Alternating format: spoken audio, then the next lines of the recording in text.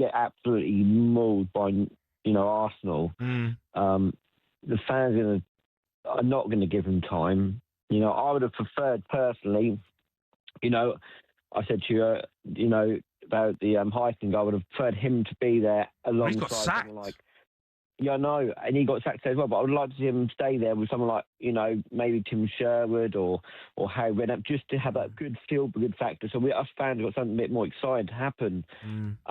Look, we don't know what this guy's going to bring. He might surprise us all. He might say, you know what? He's got a plan up his sleeve. We're gonna play some nice football. That's all we want. That's all our fans want to see.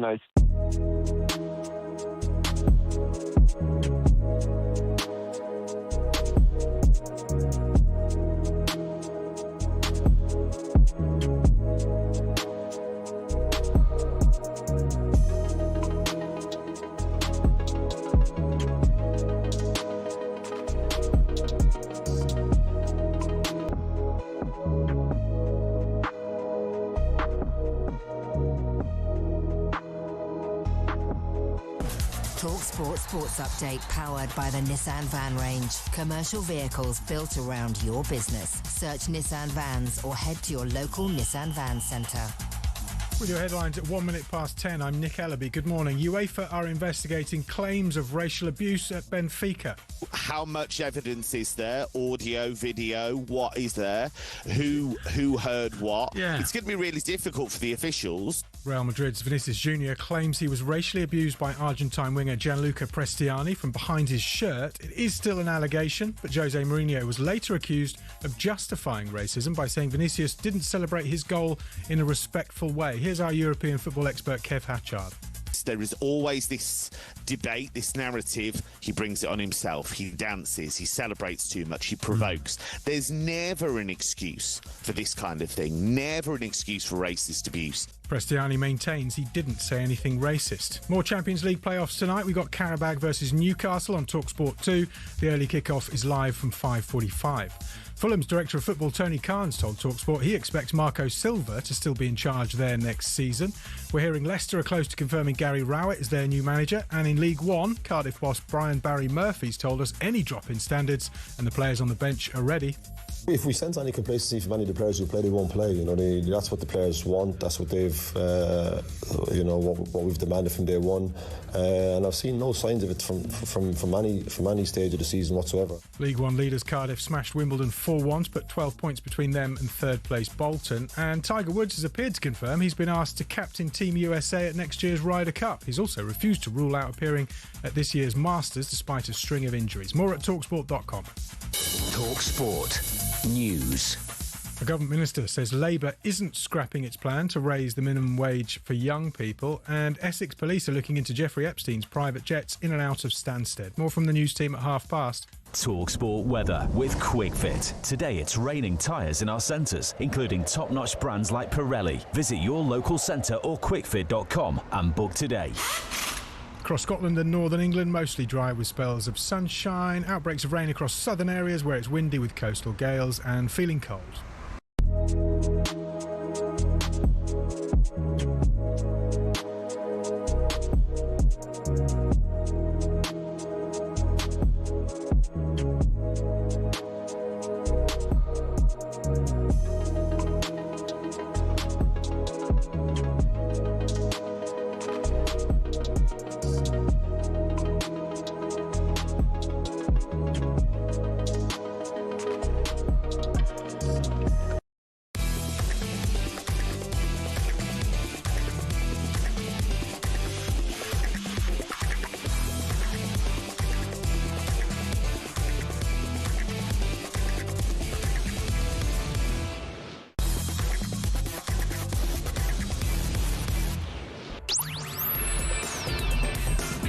Good morning, everybody. You're listening to Jim White, Simon Jordan and Danny Murphy. We are live in talkSPORT. So a Champions League night overshadowed with alleged racist abuse towards Real Madrid's Vinicius Jr. Why does it keep happening? And did Mourinho victim blame? Meantime, are Arsenal fans facing further squeeze, or are they facing the price of success? Also today, does Slot lack aura? Would Saka walk into any side in Europe? How self-reflective should managers be? Should a promoter make John Fury versus Carl Froch? And as he prepares to make his forced bow, who is more likely to stab Vitor Pereira in the back, the dressing room or the boardroom? It's Jim White, Simon Jordan and Danny Murphy. We are live in talkSPORT. 100% engagement. Jim White and Simon Jordan on talkSPORT. Simon, I just want to point something out before we go any further. In the man to your left, Danny Murphy, co-commentator extraordinaire. You have one of the bravest co-commentators in the land. Danny was telling me about Villa Newcastle and that commentary position the other night where you're literally dangling, worried about your own safety. I'd forgotten that some of the positions, the gantries, are as high and as scary as they are. It's height-wise. It's literally a platform hanging off the top of the stand. Oh, and you got to go over a bridge to get to it, which in itself feels like I'm a celebrity, get me out of here challenge. Yeah. And because I'm not good with heights, physically I was a bit struggling for 10 minutes. Thankfully, I had some time to adjust before we went on air, but... To compose yourself. I do not fancy doing Villa again. No. No, I wouldn't like that either. You're not great with heights, are you? Nope. No? Do you know what it was, Si? It was the feeling that if the floor come away or any strong wind, that you could just go... Down. Gone. Yeah. Started contemplating life. I must take you up a very high building in New York then when we're there in the summer and watch you get a case of the jitters. I just developed a fear of heights. I don't know, it came from nowhere. Years and years ago, when you had the World Trade Center, there was a viewing platform, wasn't there? And you used to go to the very top. And there used to be this thing where you stood on the banisters and fell forward against the glass. And then you looked like you were going to drop down. And I did that when I was a kid. And then at about 25, I suddenly developed this terror of heights. Couldn't walk up the Eiffel Tower. Started walking up the steps and literally froze. And you know, they talk about your legs go, you can't move. Yeah. That's what happened to me. And from then, I've always been frightened of heights. But the stupid thing is, good living in a penthouse. You get on a plane, don't you, once every couple of weeks? Well, that's right. Just don't look out. I'm in the studio this morning with a couple of babies. Yeah. Anyway, not to worry. A lot to get through this morning. Result of the night, last night, you could argue Galatasaray 5, Juventus 2. We're going to be speaking later on, all things being equal, to the head coach of Galatasaray, Okan Buruk, the man who put that victory together. What a result that was. Will 3 of a cushion be enough, though, when they go to Turin? We'll put that to them. But on the Champions League night that we just saw, and I was watching this unfold, it was a night of some sadness yet again. Benfica against Real Madrid was stopped for 10 minutes after Vinicius Jr. reported to the referee that he had been subjected to racial abuse by Benfica's Gianluca Prestiani, Argentinian player, 20 years of age. Vinicius scored a great goal in the 50th minute before celebrating with a dance around the corner flag. The celebration seemed to antagonise Benfica fans before some of the Benfica players took exception to it as well. And Vinicius was indeed shown a yellow card for excessive celebration. As the game was about to restart, Vinicius Jr. went over to the referee, Francois Letexier, to report an incident after Prestiani spoke to him whilst covering his mouth with his shirt. Letexier raised his arms in a cross that signals that he'd been informed of an alleged racist incident. Real Madrid came away from the pitch for 10 minutes as a melee ensued on the benches. And to top off Vinicius Jr.'s night, he and Trent Alexander-Arnold were pelted with objects thrown from the Benfica crowd in the final minutes at a corner. So what happens now? The referee will submit a report from the match, and UEFA's Control Ethics Disciplinary Body will determine whether or not an investigation will be opened. UEFA's guidelines, for the record, state that any player found guilty of racist conduct will be suspended for a minimum of 10 matches. I'm going to get to Danny and Simon in a second. Vinicius Jr. on Instagram, racists are above all cowards. They need to put their shirts in their mouth to show how weak they are. But they have the protection of others who theoretically have an obligation to punish them. For his part, Gianluca Prestiani on Instagram, I want to clarify that at no time did I direct racist results to Vinicius Jr., who regrettably misunderstood what he thought he heard. I was never racist with anyone, and I regret the threats I received from Real Madrid players. Mbappe, of course, a colleague of Vinicius Jr., said, what I saw is clear. Number 25 said 5 times to Vini that you are a monkey. This type of person is not a professional colleague. He goes on to say on Prestiani, A player like this does not deserve to play in the Champions League again. We hope UEFA will take action and not pretend nothing happened. This is a serious case. I'm going to get to what Mourinho said in a second, Simon, but we're all agreed, and it's an alleged racist incident. We're all agreed that this cannot be tolerated in the game. No. But we're all agreed in that instances like it crop up periodically. Sure. And they're not tolerated, are they? And that's where, listen, I mean, I'm not sure racists are cowards. I mean, they're ignorant. In this instance, when he's referring to him putting his shirt over his mouth, if he's made racist observations, then he's a coward because he doesn't have the courage of his convictions. But to go on and then say, but the protection of others who theoretically have an obligation to punish them, well, that they are punished. It's about maybe the parameters of the punishment he doesn't agree with. But the fact is that you've got instances in his past with Valencia fans that were consequenced and put in prison for racial abuse. Yeah. You've got players that are banned. So the consequence of racist observations of behaviour is there is a consequence. There's no theoretical about it. The difficulty is when you've got a situation where one person says what someone else has said, another person denies it. You've got Mbappe saying he saw something. Well, he must mean he heard something because he can't have seen something because the guy's got his shirt over his mouth. Yeah. We need to get the context right. And obviously some of this lost in translation. But to me, it looks, prima facie, it looks like a duck. It walks like a duck. It talks like a duck. It's probably a duck. The kid probably did say something of a racist nature. The protocols were followed. You know, the outbursts from everybody getting involved is unfortunate and unedifying.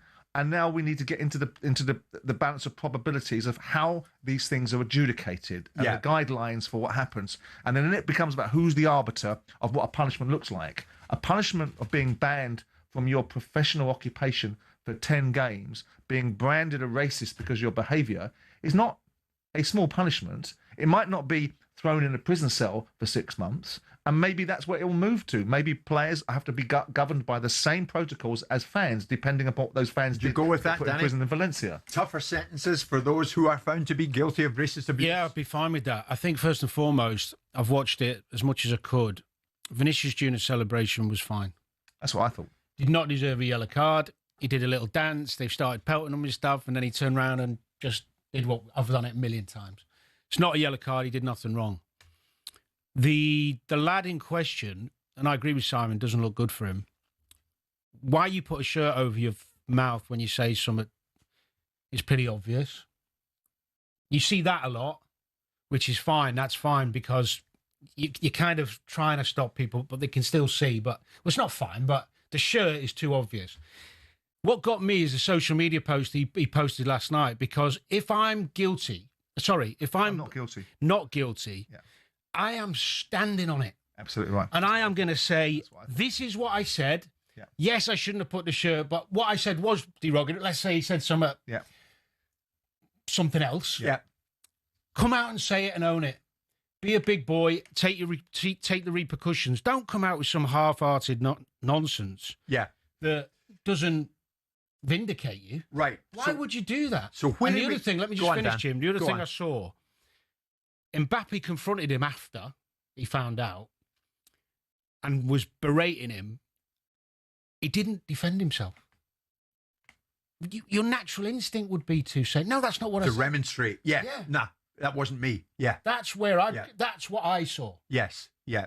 Where are we going with Jose Mourinho, Benfica's coach? Where are we going with his comment, Simon? When he says, there is something wrong because it happens in every stadium.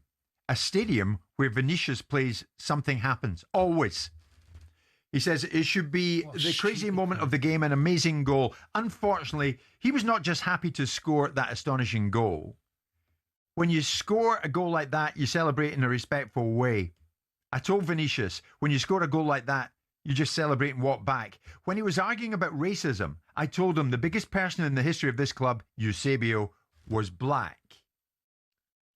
Where on earth is he going with that?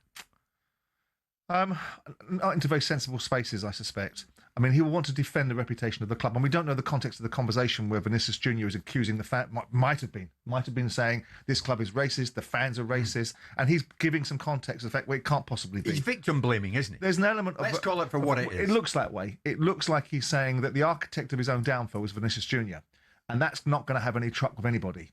You know, he's not. You know, we know that Mourinho is a bad loser, right? And to some extent, I don't like good losers because you show me a good loser, and I'll just show you a loser. So, but there's a grace about it, and him getting into the territory of trying to be neutral to some extent, but then moving into a situation where he goes, this follows him around. Well, it might follow him around because people are racially abusing him because he's black, and wherever he goes, he's going to be black, and if he has to keep on encountering, he's a wonderful player who does wonderful things. And so in real terms, I think the first half of the observation between Jose and Mourinho is something he should reflect upon, because I don't think it reflects upon him very well. I mean, the irony, Simon, is he's calling him basically saying he's an antagonist. I mean, coming from him is just the pot calling the kettle black. I mean, he's the antagonist in chief. Yeah. Exactly. It's bizarre. Yeah. He's cleverer than that. He's just making it about him. We're talking about him. There's more to talk about on this morning, and we make no apology for it, because it's another instance of something that they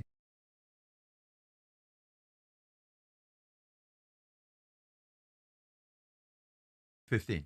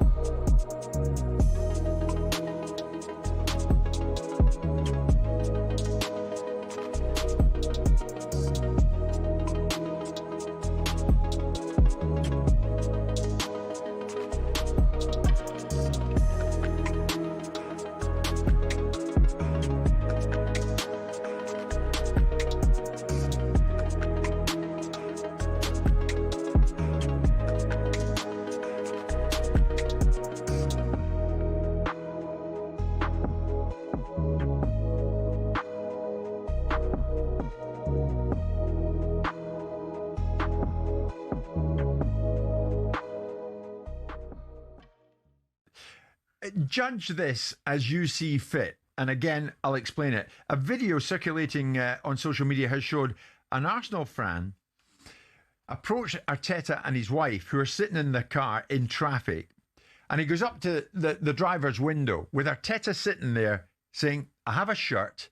I really need you to sign this for my son. This was it. For my son. Can you sign this? Please, please. It's for my son. Can you sign the signature on the Arsenal jersey? My son loves this. Please, Arteta. Arteta, please, just... Arteta. Coach, bro. Just one signature, bro, please. It's for my son. Just one signature, please, Mikel. Please, it's for my son. For my son, please, please. My son loves you so much.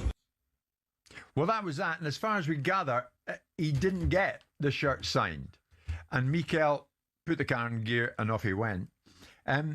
Is there a difference here, Simon?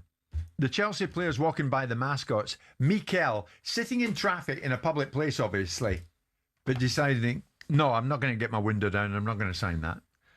A little bit.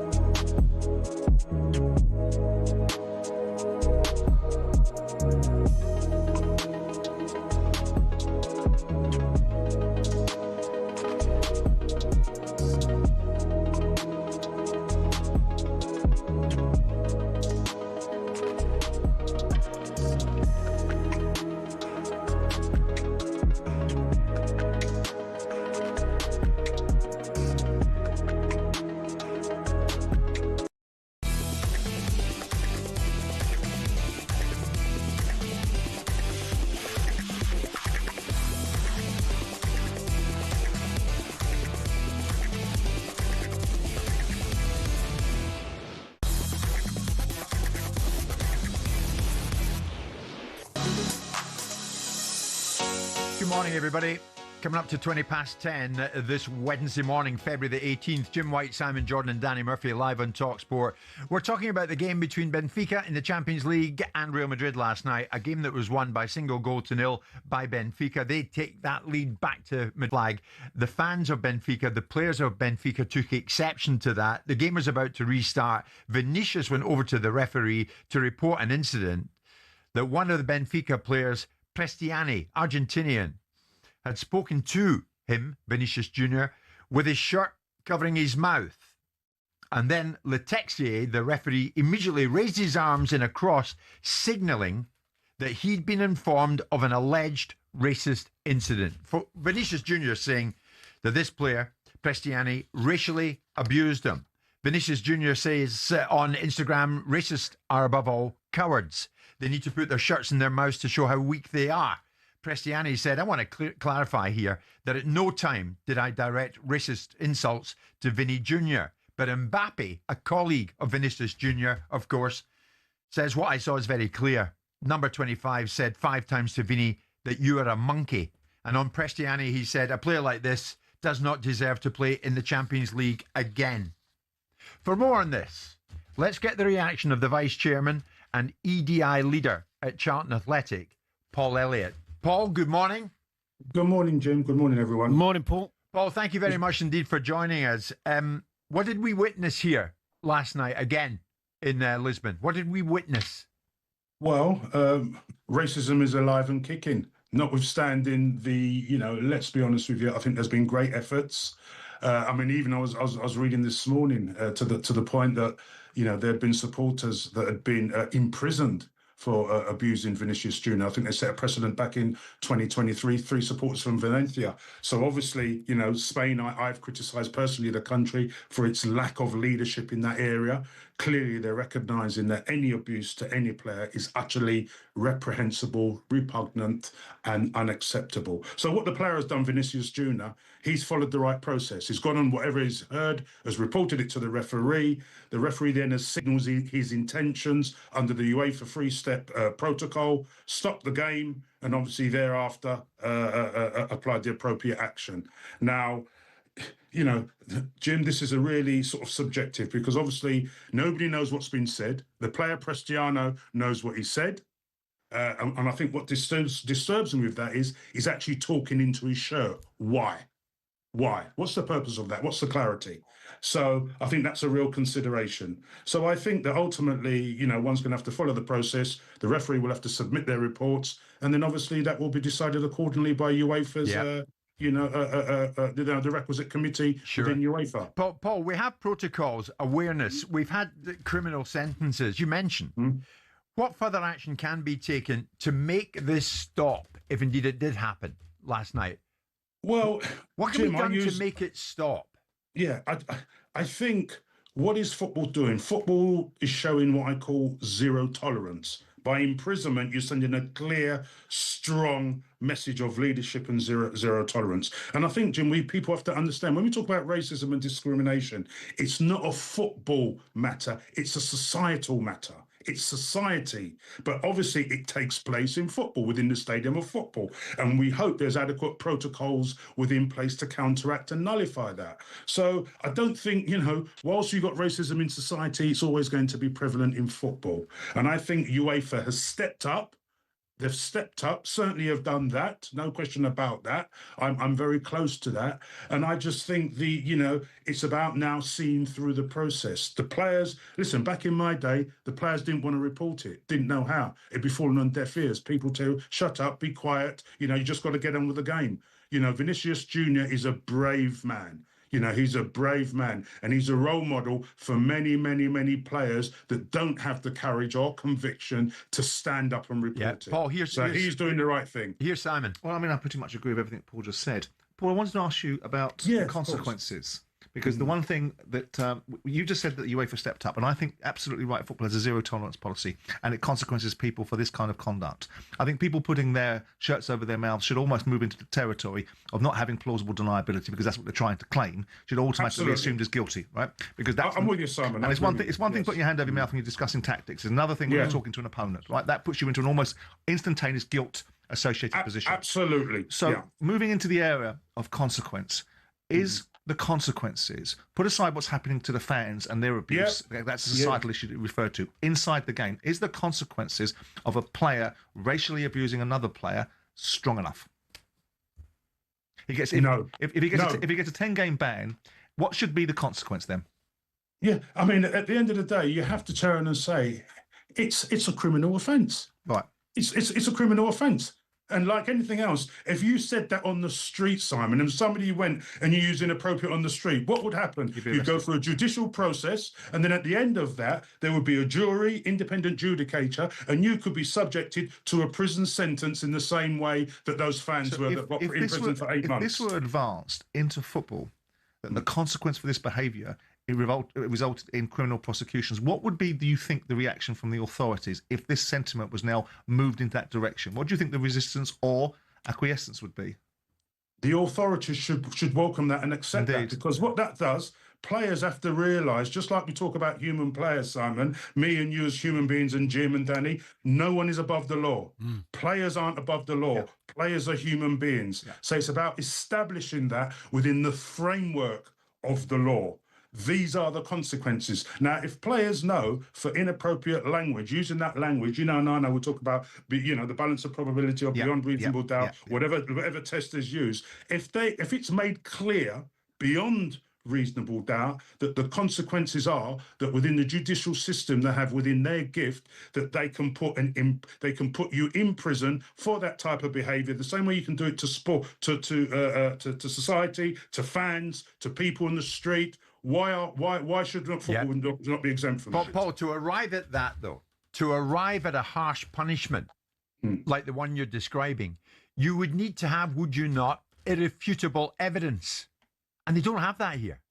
Yeah, well, and that's the point, Jim, and that's the point where Simon's coming from. I'm saying if somebody's proven that has happened, an imprisonment should be within the sanctions, within the gift of obviously the decision-making organ. That's what needs to happen. But how do you that's a strong prove deterrent, it, Paul? Do you mic up the players? Do you put mics in their shirts now?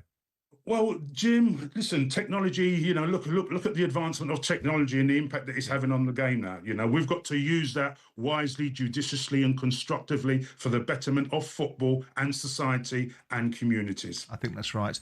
Should it reach beyond the individual player and should it move into the territory of the clubs and their directors and people of that nature to be responsible for the behaviour of their employees? Well, Simon, you know and I know. I mean, it's an employer v. employee, and the employer has to take the ultimate responsibility for the actions of the employee, okay? That's within the legal framework. And I would expect that. And I say, when there's financial irregularities, who does the blame ultimately lie with? It lies with the people, with the board, with the structure in place, who are the custodians of the football club, right? So racism now, for me, must fall within that mandate. Paul, we're coming up to a break. I'd very much like you to hold on for us and rejoin us the other side of the break, because when you're talking about a responsible reaction, it begs the question from me to you, should Jose Mourinho have acted more responsibly post-match last night? We'll do that with you, Paul Elliot, after this. It's 10:30.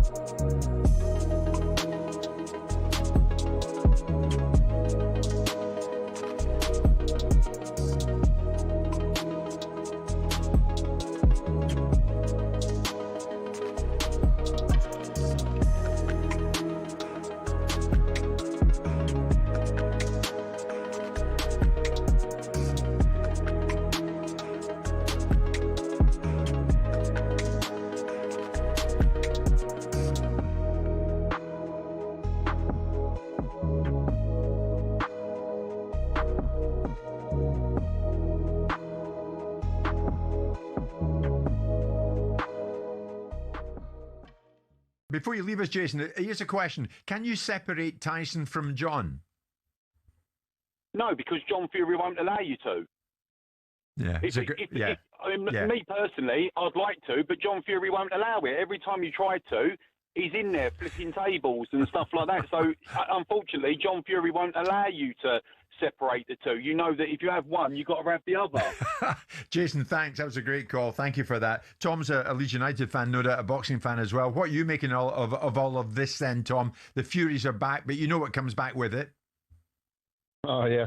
Big John, honestly. Hiya, gents. I think that. Morning. I just think Tyson needs to sit and have a word with his dad, doesn't he? He needs to say, "Dad, just shut up." Like the fact is, in the first fight when he fought Usyk, there was massive criticism that listening to his dad in the corner cost him the fight because he was in there yapping, saying, do this, do that, telling him what to do. And John's like this every time. The man is an absolute nutter. He needs reining in. Like, honestly, the thing is, he was headbutting that little plastic cage face-off thing when Tommy was fighting KSI. He flipping headbutted one of Usyk's trainers when they were all waiting just to, like, they were chanting at each other and he had to headbutt one of them. Yeah. Now he's doing this. It's like, the fact is, Tyson Fury is at the back end of his career. It's nice to see him back in boxing.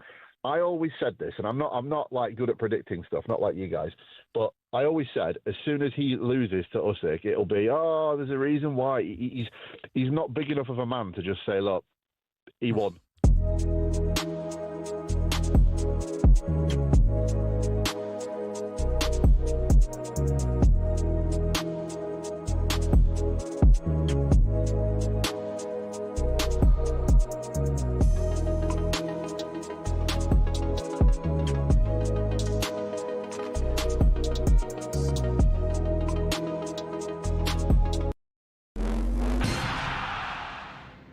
UEFA are investigating exactly what happened at the Estadio da Luz last night.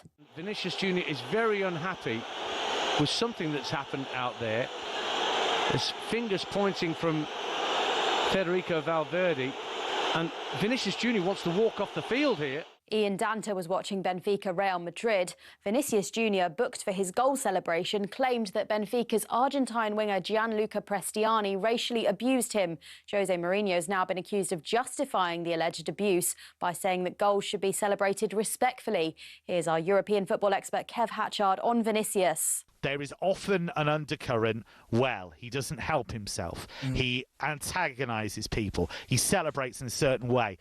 It's an outrage that even gets discussed. Now, this evening, we've got Newcastle's trip to Qarabağ live on talkSPORT 2. It's an early kick-off from 5:45.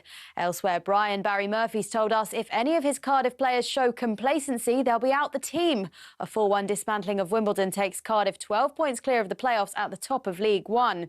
Meanwhile, we're told the in-demand Marco Silva will be Fulham manager next season. Here's their director of football, Tony Khan. I have a great relationship with Marco. I love working with Marco, and I absolutely want Marco to be here for a long time, and I think he will be. There's more at talksport.com.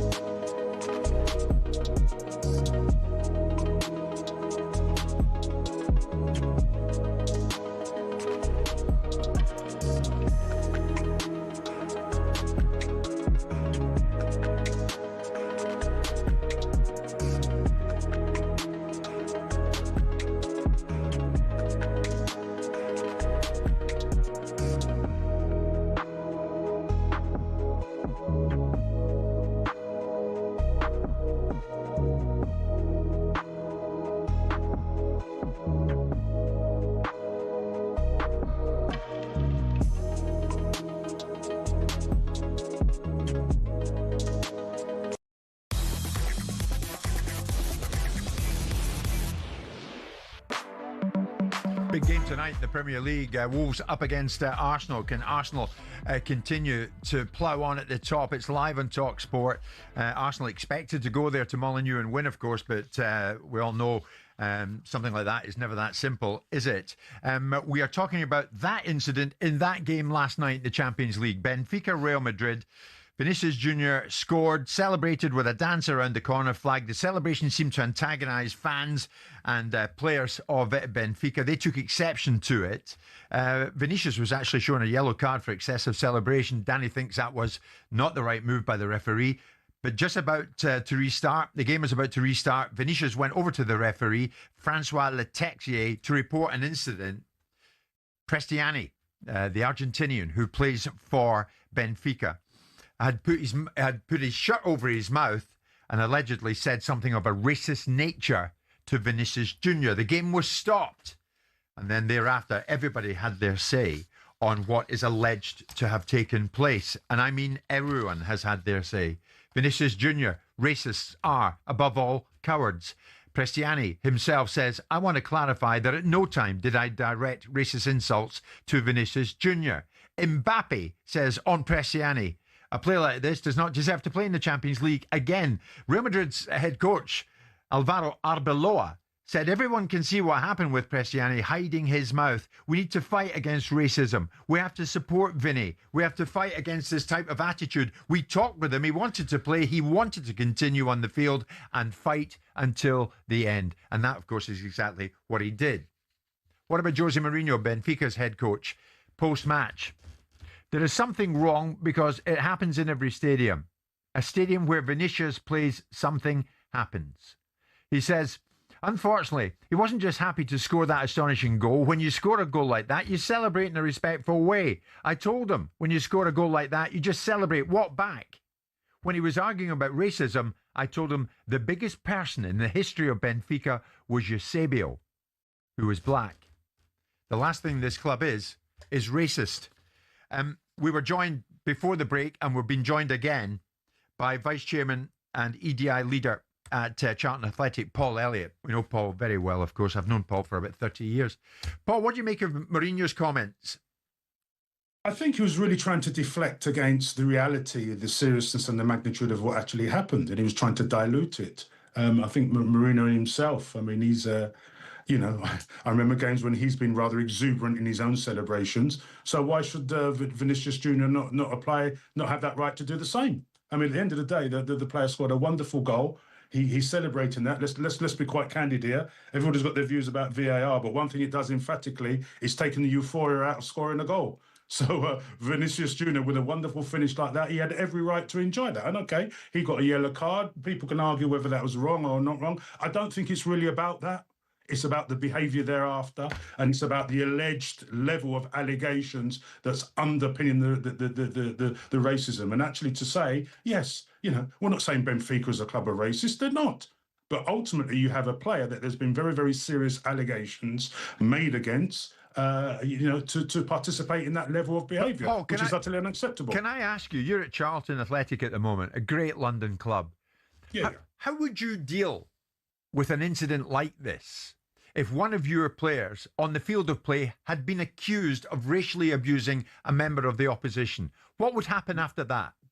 Well, we have to follow a process. As I said, whether it's myself or any other player or any other human being, we are not above the law on the field of play, off the field of play, in the walk of our life. So the law is there for everyone to adhere to. So that's where I'm coming from. So whether it's a player at Charlton, whether it's anybody that I know, anybody on the street, if you behave inappropriately, there has to be a process. You follow the process and then you determine the outcome. And if the outcome is that, that's aligned with the threshold, then there has to be serious sanctions, whether for me, whether for a player, whether for a steward, whether for a human being on the street. I think we just have to get consistency here, and people have to realise that behaviour on the field of play, it's unacceptable. We are in the 21st century. Football's come a long, long, long way. There's been some magnificent work done by clubs like Charlton, done by football all over the whole country. Football's, stations like yourself, you're calling this out. These are the things that I think need to happen and are consistently happening. So I just feel the message is clear. It's unequivocal. In this regard, we follow the process. We will follow the process. I have confidence in UEFA that they will determine the right outcome. And then the sanctions, there's a right of appeal should the sanctions not be acceptable. If they are, the player accepts the sanctions. So Mourinho's comments, I just think they're designed to deflect away from the severity and the magnitude of what's happening. Or what happened, past tense. Paul, we spoke about maybe tougher punishment in an area of maybe criminal conviction. Would you go in that direction? Would you recommend that to the football authorities? Should they be looking at that direction in which to go? Well, I think, if we're looking within the United Kingdom, I think, obviously we're talking about, but if we look within the UK, I think there's very, very strong and serious and robust sanctions in place. Things can always get better. Of course they can get better. But I think, I don't want us to, go off piste here. I think we just have to be cognizant and mindful of the laws in place, the law's clear, apply it. Consistently apply it. And in the end, I think people have to realise, these are the consequences. That's what the modern player knows. These are the modern consequences if you're going to go offside and behave inappropriately. And then, as far as I'm concerned, I am an advocate of zero tolerance. I'm a believer in education and rehabilitation. Of course, we have to do. That's the human decent thing in society, because people do make mistakes. They do make mistakes, and they must allow that. So we have to then look at the test and say, are we talking about mistakes here? The player has said something. You look at the Vinicius Junior, the player reaction. You look at Mbappe, that will be a chief witness, what he has said. You've got a lot of strong evidence. And I think you've got to look at the player. Doesn't matter where he plays. Vinicius Junior is a magnificent role model for all players, not just for black players, for all players, for women, for people with disabilities who stand up, because all what he wants is what everybody else would want, what I wanted as a player: fairness, social justice, equality of opportunity, so you can go out and apply your trade in your working environment free from discrimination, prejudice, inequality. That's what you want. He's absolutely right. Yeah. Football can't fix societal ills. Precisely, Simon. But it can fix its own. Precisely. And it can have a zero tolerance and have real significant consequence to eradicate it from the game, so players don't have any doubt in their mind. It's not making mistakes. Saying something racist to someone is not making a mistake. So football can fix that. It can zero down on that and say, if we want to take it to the ultimate equation where players are imprisoned or the consequences of the law of the land are deployed to them, I personally wouldn't have an issue with that. Paul, can I just ask as well? I mean, a simple way. Yes, I don't know if you heard Joe Cole talk last night. I thought he was really good. And he was talking about the shirt over the mouth, the hand over the mouth. I think Simon touched on it before. Of course, if you're going over to talk to your manager about tactics, something like that, fine, it's your own team. Yeah. But would you be happy to see a law quickly come in just to cut this nonsense out? Because if you're speaking to an opposition player, that if you do that, yellow card, do it again, red card. Like just Absolutely. Why should you need to do that even in the first place if you haven't got nothing to be guilty about or nothing to hide? Right. Well, we could bring that in. I know it's after the horse was bolted, but I still think it would be a good step forward. Well, Danny, you know, and I know, and we all know the game is constantly evolving, and we've got to move forward with it and modernise. And this is an area we've seen the negative consequences of the impact on this. So what we're saying is, how can we make football better? Yeah. How can we make it more effective? How can we make it more efficient? How can we put out then that message then that says to players, if you're then going to use that appropriate language, hey, talking through your shirt and trying to distort what you said, hey, with all due respect, you know, and I know, if we're talking about beyond reasonable doubt, I think, without, making any prejudgments, that's not a good look. No. That's what I would say. We all know the game. We all love the game. We've all played the game. And more importantly, we care about the game. Yeah. And that is unacceptable, that level of behaviour. So, Danny, yes, I concur with your thoughts, and I think that's something then. So then you've got something to think about, because then you're in your head then you've got to say, well, I can't really say that because there are consequences, right? Absolutely. So they're not going to say that, then, are they? You're amazing. You're still upbeat this morning, even though your club lost at home last night to Portsmouth. I say with candour and conviction, I am devastated on the back of last night because we were comprehensively beaten. I always have to hand it to the opposition, but it wasn't the performance that we anticipated. So yes, I'm terribly disappointed. But like the lovely game and the wonderful game of football, there's another game this weekend to correct it and put it right. So that's my focus, and that's where we've got to go with every conceivable vigour to get a positive outcome. And that's why we love you, Mr. Elliot. Paul Elliot, as always. Gentlemen, thank you. Thank you very much indeed. Take care, guys. Bye-bye now. Paul Elliot, who's vice chairman and lead of EDI at Charlton Athletic, with us live this morning. And we are live in talkSPORT, courtesy of Selco. It's where the trade goes.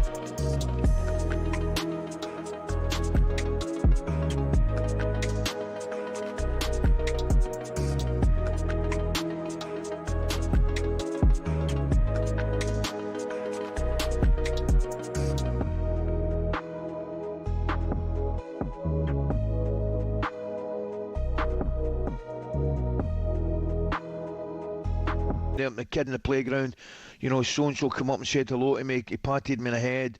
Just, I'm loath to use the word wee things like that, because those wee things are actually big things in the grand scheme of things, Jeff, and that is not a good look at all. I mean, what does it take to come out your way and walk and give the kids a wee high five on the way through? I have to say, there's been a lot of fuss has been made about absolutely nothing, in my opinion. Here, I don't think they saw them. They all had their headphones on. They're completely oblivious to it. And all these players, they're walking past millions of people every day. If they had to stop and look at everyone to make sure they weren't upsetting someone, they would never get to where they're going. No, and look, there's two parts to this for me. One, I was in that position as a young boy, and you wanted to touch them or have sort of interaction with them. I don't honestly think many of the players saw them. I heard Ali and Jeff talk about this morning, and I'm like, oh, where was that? How have I missed that? And then I see it, and I'm looking at them. I don't think they see them. Now, if you really want those mascots to be seen, don't hide them around a corner, because that's where they were. I think there was faux outrage. People love to be outraged, love to be offended. If they had walked past them and they saw them, then I think there's some merit in it. But I'm not convinced, by the way. They even see them. They even look at them. No, I'm not. People love to be outraged, mate. I've seen loads of people jump on this bandwagon. It's not a good optic if they saw them.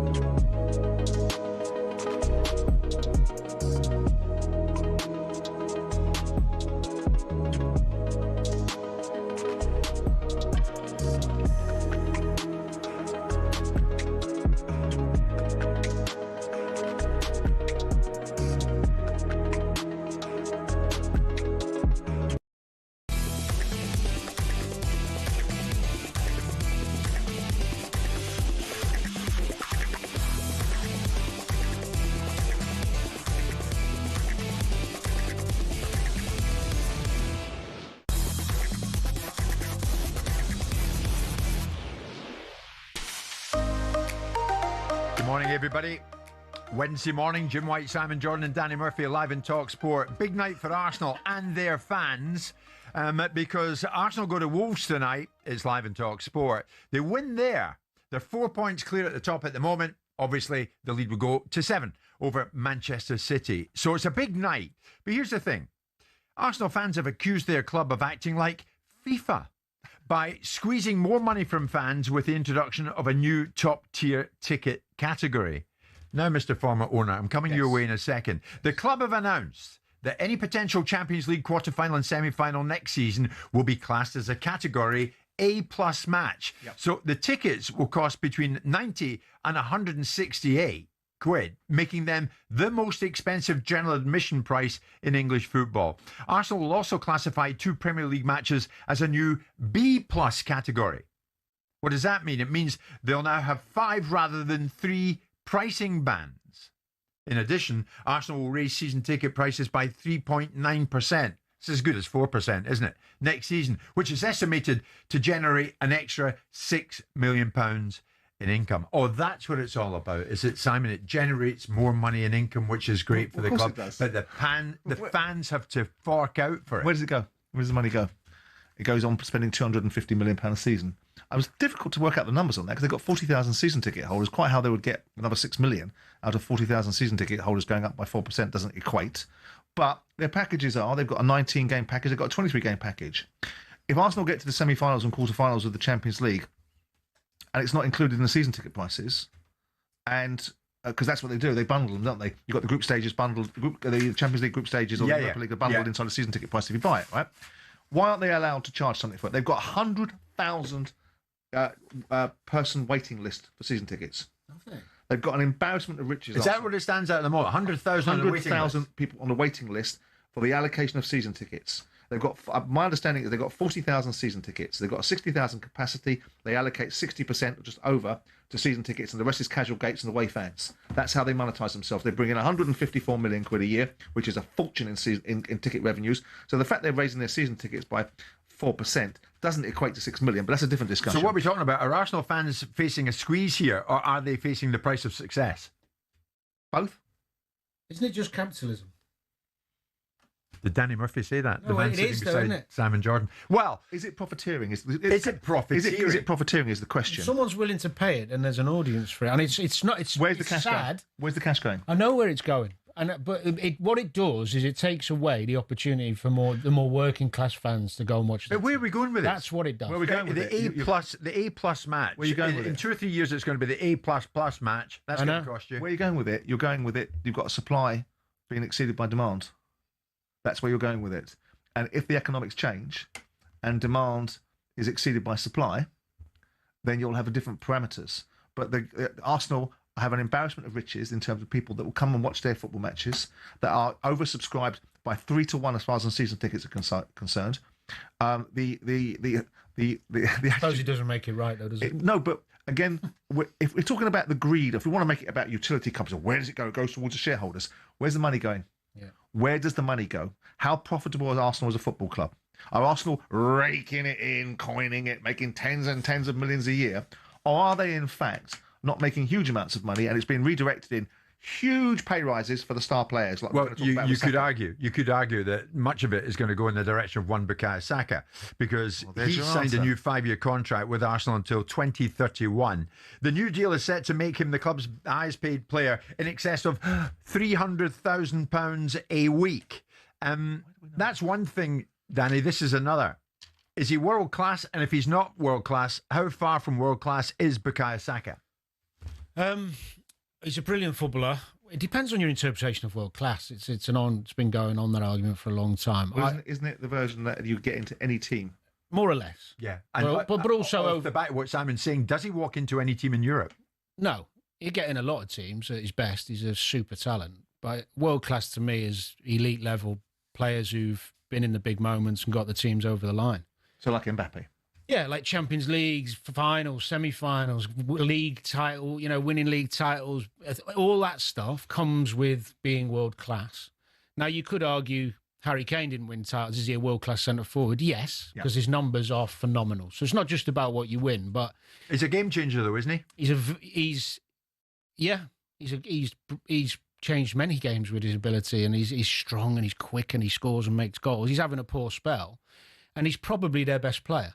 Well, he is their best player. Would you go as far as Jimmy Carragher, Danny? When I watch Arsenal, I don't think they've got an absolute superstar in front 4 or 5 players. I thought Saka, Odegaard were going to get there a few years ago. I thought they were ready to almost become the best players in the Premier League. I still don't think Arsenal have got one of them. Paul Scholes, if you're thinking of picking a team of the season and picking a front 4, nobody from the Arsenal team gets into that. Yeah, I agree with both. So that includes Saka. I agree with both. Absolutely. At the Why? moment. So what's he lacking?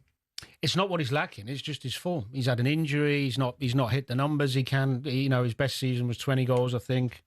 Not last year, the year before, where he showed his real. That's what Carragher's talking about. He was starting to hit the heights. When you get into 20 plus goals and then assists as well, you're starting to hit numbers that are really top level. And he's only done that once. Salah, over a period of years, 4 or 5 years of doing it, winning title, winning Champions Leagues, all of a sudden he's world class. Salah at his best would have walked into any team. So that's for me what world class is. Is he not an automatic pick now for Arsenal and England? He has been for a long time. Yeah. I mean, Tuchel ain't going to look past him. If Saka's fit. If he's super fit and ready, Agree. Once they get out there. Absolutely agree. Yeah. Who's a better player in world football in that position than Saka? Good question. Yamal. The Yamal's 18 and he's hitting. Yeah, so if Arsenal could sign him, would they sign him and replace Saka? The question is, it's very easy to throw out these observations like Paul Scholes has done about if I was picking a team, none of the Arsenal front four would get into it. So who would then? Who would be the? I mean, you'd put Erling Haaland in there. Haaland. Who else are we talking about that would exclude the Arsenal front four? Because it's easy to throw out what you wouldn't do. It's much more difficult to say what you would do. Yeah. So when you're talking about a conversation about whether these guys are right or wrong, you'd probably say, I don't know, just if PFA team, you might go Semenyo scoring bagfuls at ball, then at Man City, Morgan Rogers hitting great numbers, man of the match every week. Yeah. There's loads of arguments. One thing I want to ask you, Danny. But I wanted to hear him say it. That's what. Do you ever injure yourself warming up?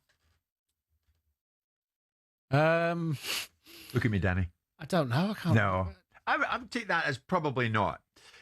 Arteta has said he's looking at Arsenal's warm-up routines big time, unquote, after a pattern of players pulled out of matches. Calafiore is the latest. He dropped out of the lineup for the FA Cup tie against Wigan on Sunday, sustained an injury in the warm-up. Well, I'll tell you why. The second time it's happened to him. Well, they are playing a lot of games, some of these lads, but it's not so much that. The sports science teams have grown and got bigger and bigger, and they all come in with the new ideas on the best way to prep. You've got the elastic bands around your knees doing silly things. The warm-ups have got more intense and more intense as the years have gone by. It started even when I was playing. When I started playing, people did what they wanted in the warm-up. My first season at Liverpool, Ince was captain. Ince didn't go out for a warm-up. And I'm telling you, never saw anyone more ready to start a game than Ince. Just a mindset thing. Yeah. So I remember the England squads, Scholesy and United lads, just firing balls everywhere. Sammy Lee would be having a heart attack and telling them to warm up properly. It's just the way Scholesy was, and he was fine. He never got injured. The intensity of the warm-ups, which is being dictated to even the subs. Subs are doing intense warm-ups before then they sit down on the bench for 60 minutes. I think he's right to have a look at it. I think Arteta's sensible to have a look at it and go, are we doing a bit much in these warm-ups? Is it really that necessary? It's the fourth time it's happened in total this season. I would suggest. I haven't studied it. He has to be right then, doesn't he? I think they sound like the warm. Unless we're accusing the players of being lightweights, which is not the direction we're going in, are we? If we're not going in that direction, then it has to be. Do you know? Yeah, I'll tell you a quick story. There was a big name player. I'm not going to name, so don't push me on it. We were in a warm up at Liverpool. Who was it? We were in a warm up at Liverpool. We were firing balls about, and he come up to me and went, "I've done my hamstring," because he just pinged the ball about 40 yards. I said, "What are you going to do?" He said, "Don't say nothing." So he started the game, came off after 5 minutes, but he was on £6,000 appearance. Lovely.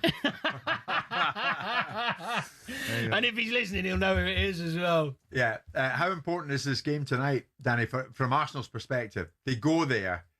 It's not a gimme by any stretch of the imagination. It is a gimme. Is it? Yeah. Yes. So tomorrow morning we're sitting here. Rest assured they're 7 points ahead. Yeah. Yes. Okay. No, I just think with their mindset, their quality, this is the best team in the Premier. And I saw Wolves at Forest, and they have been better. They're having a go, but their quality compared to ours is chalk and cheese. I know that in the Prem we say anyone can beat anyone. That's not happening tonight. Okay, it's live in talkSPORT. The other side of 11 o'clock, we'll talk about something that involved Mikel Arteta. You might recall yesterday we were talking about it. We were sitting in traffic, and the fella came up to him with a shirt, knocking on the window. Sign this for my son, would you? Sign this for my son. Mikel Arteta didn't do it. Simon and I were talking about it yesterday. We'll tell you more and bring you what Arteta said on that after the 11 o'clock bulletin.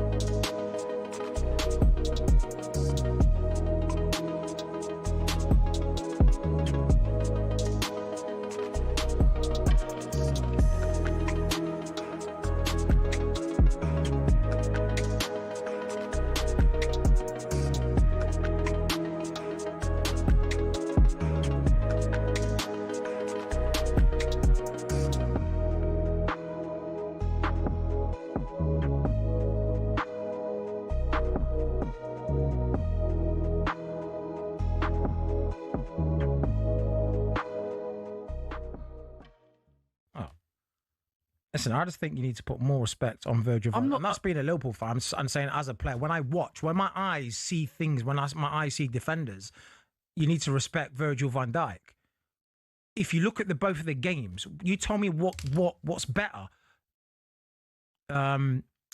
Terry, what can he do better than Van Dijk as a player? Forget about what they've won and how long they've been playing in the Premier League. What can John Terry do that is better than Virgil van Dijk? Because it's not one-on-one defending, for starters. Oh, mate. Oh, God. Let me get out of here. Jermaine, what are you on about? John Terry can do everything Van Dijk can do. Everything. I'm saying better, to be a better player. I'm going to go to Jonathan as a Chelsea fan. Okay. Jonathan. Oh, come on. Like a Chelsea fan's going to back me up. Jonathan? Hey, Jeremy O'Hara. How are you, John? I'm back. Spurs are back. Not too bad, man. How you guys doing? I'm all right. You? Good. I'm doing all right. I mean, what is at the Chelsea? What's Jeremy saying? Jeremy, what are you saying, bro? What are you saying? Okay, Look, I love listening to you. I've listened to you all the time, but this has really triggered me. It triggered me to call. I've not been calling. I'm a listener, but today I said I'd call and, speak something out. This is not the first time you're always trying to compare John Terry, Chelsea legend, to Van Dijk. You can't make that comparison, bro.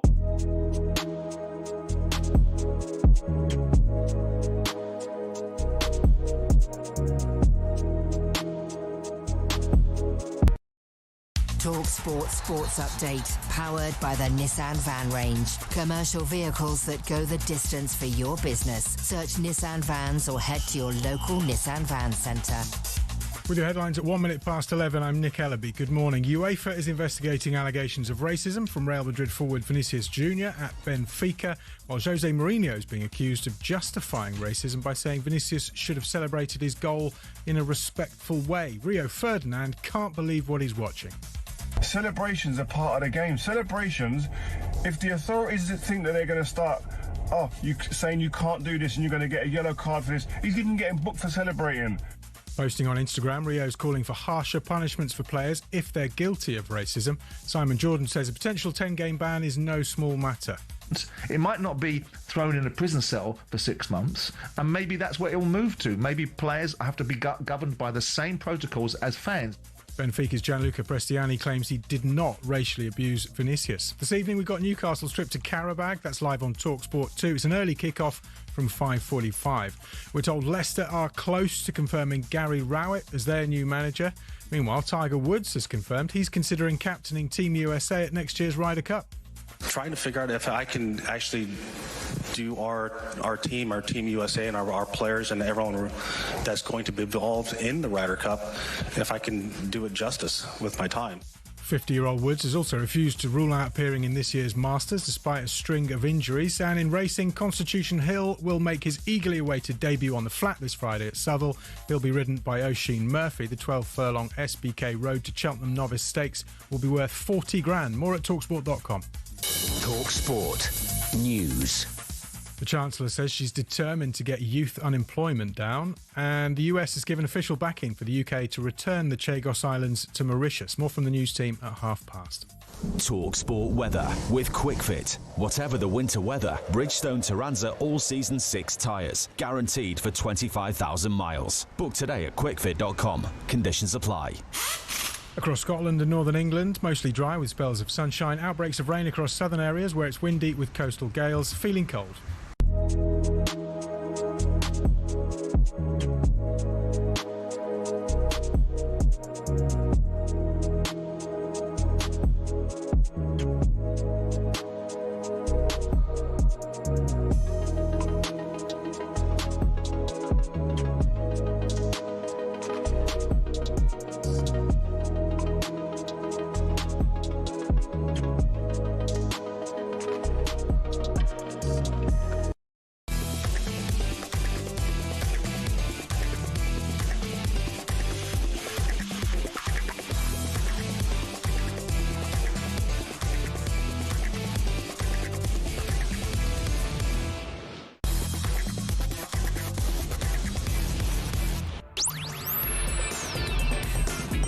Good morning, everybody. 4 minutes past 11 o'clock this Wednesday morning. It's Jim White, it's Simon Jordan, and it's Danny Murphy. We are live on talkSPORT. We are live on your TV as well. Samsung, Fire TV, Chromecast, Android, Google TV, even Prime Video. Wherever you want to watch the show, you can do just that between the hours of 10 and 1 weekdays on talkSPORT. And many of you do that, and I'm thrilled that you do. Before we move on, yesterday, we touched on the topic of the Chelsea players arriving at Hull on Friday night before they played their FA Cup tie, an FA Cup tie that they won comfortably. But how the players arrived, Danny, we get into this. And Chelsea put this out themselves. It had 4 million views plus. But the players, not one of them, looked at the kids standing there, all expectant, excited. There are these superstar players walking by them, but not one player turned to give any of the kids any attention whatsoever. Thereafter, we get into an area of something similar but not quite regarding Arsenal boss Mikel Arteta. Arteta was in the street, in his car, in traffic, sitting beside his wife, and a fella came up and started asking for his autograph, tapping on the window, holding up an Arsenal shirt, saying, Mikel, you need to sign this for me. It's for my son. It's for my son. And Mikel Arteta decided to look straight ahead and didn't react one way or t'other, didn't wind down his window, just carried on with life unperturbed. Again, that went viral, but Arteta clearly had his own reasons for how he reacted to it. And he explained those reasons later. I always try to be very respectful. I love to sign and photograph as much as we can. I think it's part of our role. But there are certain things in terms of security that we have to respect. And especially with certain people are doing it that they are not doing it for the right reasons. And we have other examples. The last time my wife was there and what was in the media was totally wrong and unfair, but that's it. I prefer to talk about the incredible other people that comes around genuinely because they want that to have that interaction, and I think everybody knows me how happy I am to do that. But there are moments and contexts that is not the case, and then we need somebody there to protect us as well, because if not, we will get exposed, and you cannot move from your car, and you don't feel very comfortable there. But that's it. I take it in the chin. Danny, I've got to come to you on this. What should the expectations be, do you think, on players, on managers, both inside the precincts of a stadium, but in this case, outside it? Well, you do what you can when you can. I mean, we've all been guilty of at times, for whatever reason. Yes, it could be safety. It could be a bad day, anything where you've upset somebody by not signing something or acknowledging somebody. There it is on YouTube. The reality is, Jim, that he's right, because the context, that fella there saying it's from my son or whatever, he could be lying, and he could have seen him 14 other times in the last 2 weeks. And he's always getting stuff done and selling it online. So players and managers are very aware of the same faces, the same people being in the same, and then making excuse, oh, this is not, this is for me, this is for me. So I don't know on the exact incident, but I would imagine Arteta, being the type of guy he comes across as, does a lot. And on the occasion where he says no, and also in the car, by the way, if the space moves to go forward in front of you and then you stop and he puts his window down, you're going to have and then he'll have cars behind, then it'll happen to whoever's behind him. If there's other players behind him, I don't know where they even are, by the way, but I've got no problem with him sitting in his car and saying no. Yeah. And he's got to think of his wife who's sitting to his left and his son who's sitting behind him. Exactly. Exactly that. So generally, I think you should do, you have an obligation and responsibility. Yeah. And I actually was probably guilty many times of doing what those, just bringing up the Chelsea players. It's only sometimes when someone pulls you up, makes you aware, and you think, Christ, yeah, actually, a small gesture can make somebody's day. But you're a young man in a bubble where you think you're special sometimes, and you live and learn through those experiences. I would imagine any Chelsea player with an ounce of decency or intelligence will look back at that and go, that's not me. We were wrong. Yeah, we were wrong. So Arteta and Arsenal, as I said, go to Wolves tonight. And if they win there, it's a 7-point lead over Manchester City. And then on Sunday, the small matter, not so small really, of the North London derby. And Arsenal will go to Tottenham. In charge for the first time since goodbye Thomas Frank is Igor Tudor, who's delighted to be there. First priority is to give everything the team needs in these moments. The team need, I believe, first of all, to get some confidence, to get some courage, but also in the same way the concrete things in the pitch. Of course, I'm coming here knowing that situation is not easy. There is no time to find excuses. What I said from the first day here, each of us, each of players need to give something more, something extra, because the position of the club in this moment is not that anybody can accept. Every fan of Tottenham cannot accept the situation. We are aware of that, but it's not enough to just be aware of that. We spoke about it before, Simon. This fella Tudor hasn't lasted any more than a year at any of his previous clubs. Yeah. Having said that, he's in now, and he's in on an interim basis. Is a North London derby the best or worst start for this guy? Depends how they play. If they play terribly and don't replicate any of the sentiments that he's been brought in to deploy, it will represent a poor start for him. The fact they're playing against arguably the best team in the Premier League, well, I'm not arguably they're top of the Premier League, so they must be. Then it gives him some sort of pass. But the performance has to be. If they lose the game, it's not a crime. It's the manner in which they lose the game. I mean, he looks like an imposing figure. He looks like the sort of character. First of all, it doesn't matter if he's only been in jobs for 5 minutes, because he's only going to be there for 5 minutes. He's been brought in to fix a problem. And that's what he's been brought in to do. Clearly, they've identified the fact they think Thomas Frank didn't impose himself enough upon the playing squad, so they're going to bring an imposing figure in to do it.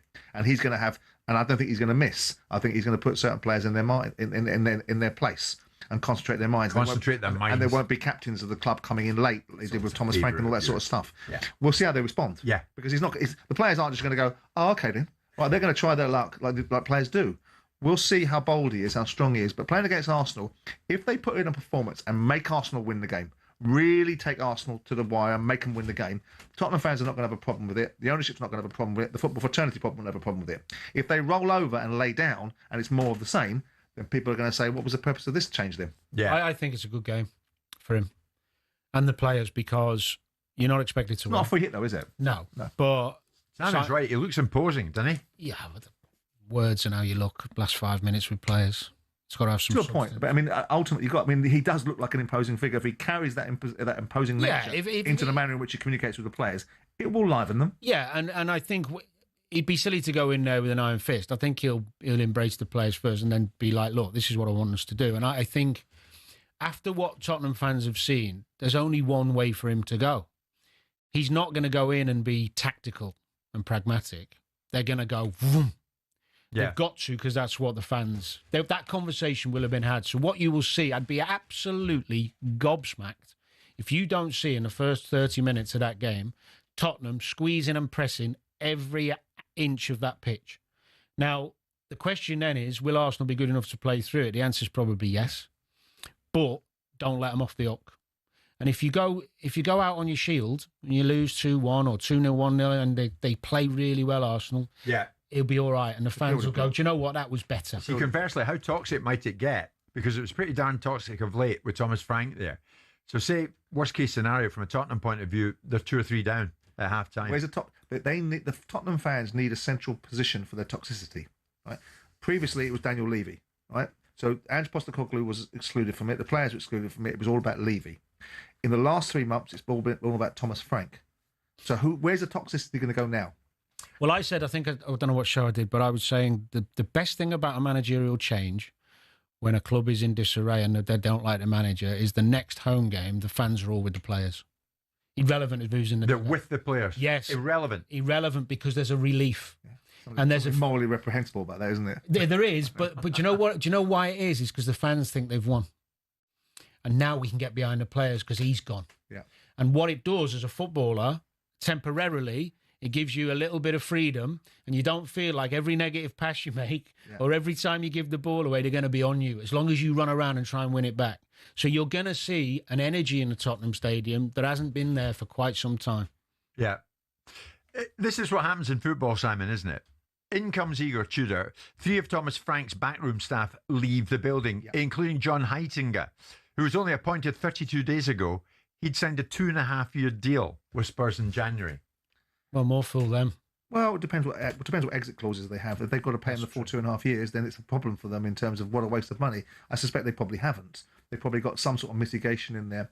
Tudor won't go in there like a bull in a china shop. If he does, then he's a fool, because he doesn't know the personalities. He doesn't know whether there's criminals in that dressing room in terms of the way they've behaved previously. I don't mean criminals in terms of breaking the law. I mean in terms of their fact they don't behave Why would he care, though? He's not there for long. Well, no, because he wants to get the best from him. He's not there to make his reputation worse. He's there to enhance his reputation. Yeah. So he'll be in there going, right, I will look around, make sure I'm clear in my communication, make sure everyone understands what I mean, what I expect of them, and then I'll start chopping the heads off of those that don't comply with me further down the line. But I won't do it from day one. I won't walk in the door and go, and you over there, and see you, because he doesn't know them.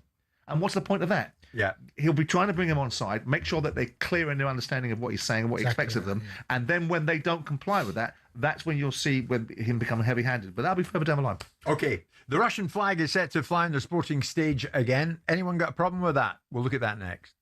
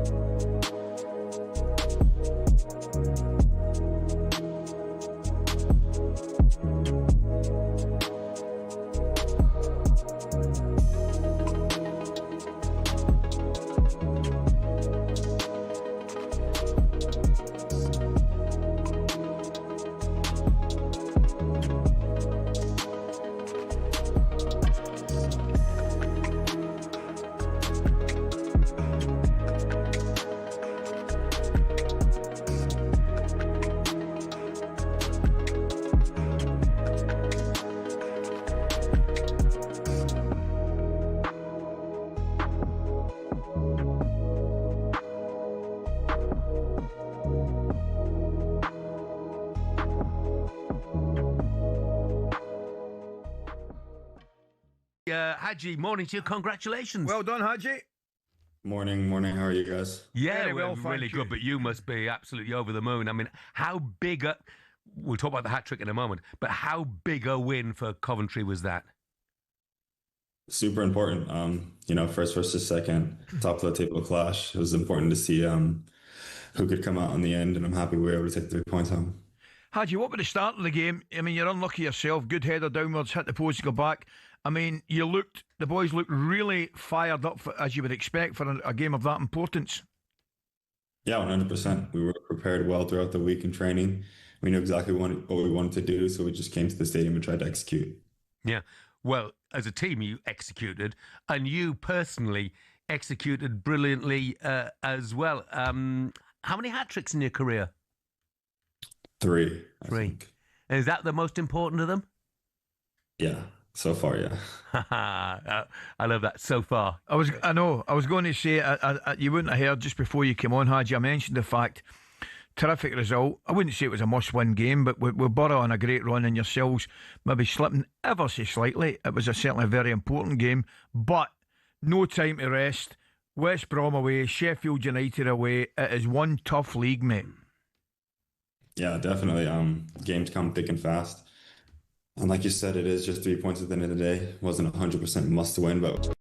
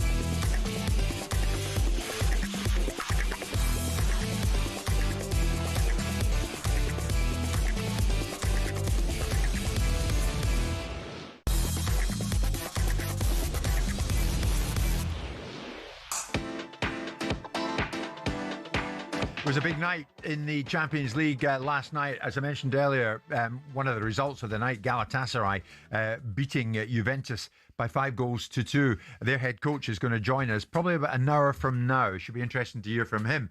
Of course, the man who's in charge of people like Davinson Sanchez, Victor Osimhen, and others. Here's a question for you this morning, Simon and Danny in studio. Should Russian flags be freely flown on the sporting stage again? Was the position of neutrality amidst a ban pretty much pointless to begin with? 2 weeks back, and in the world of football at least, FIFA's Gianni Infantino claimed that the football ban on Russian teams in Europe and the national team had, quotes, had not achieved anything and has just created more frustration and hatred. Of course, many people said, you're wrong about that, Gianni. And most of Ukraine obviously said, you're wrong about that. Now it's been announced that 6 Russian and 4 Belarusian athletes will compete under their nation's flags at the upcoming Winter Paralympics. So how has this come about, that the Russian flag is going to fly again, and that of Belarus? Sky Sports News correspondent Rob Harris joins us live on the show this morning. Rob, how has this come about? Good morning.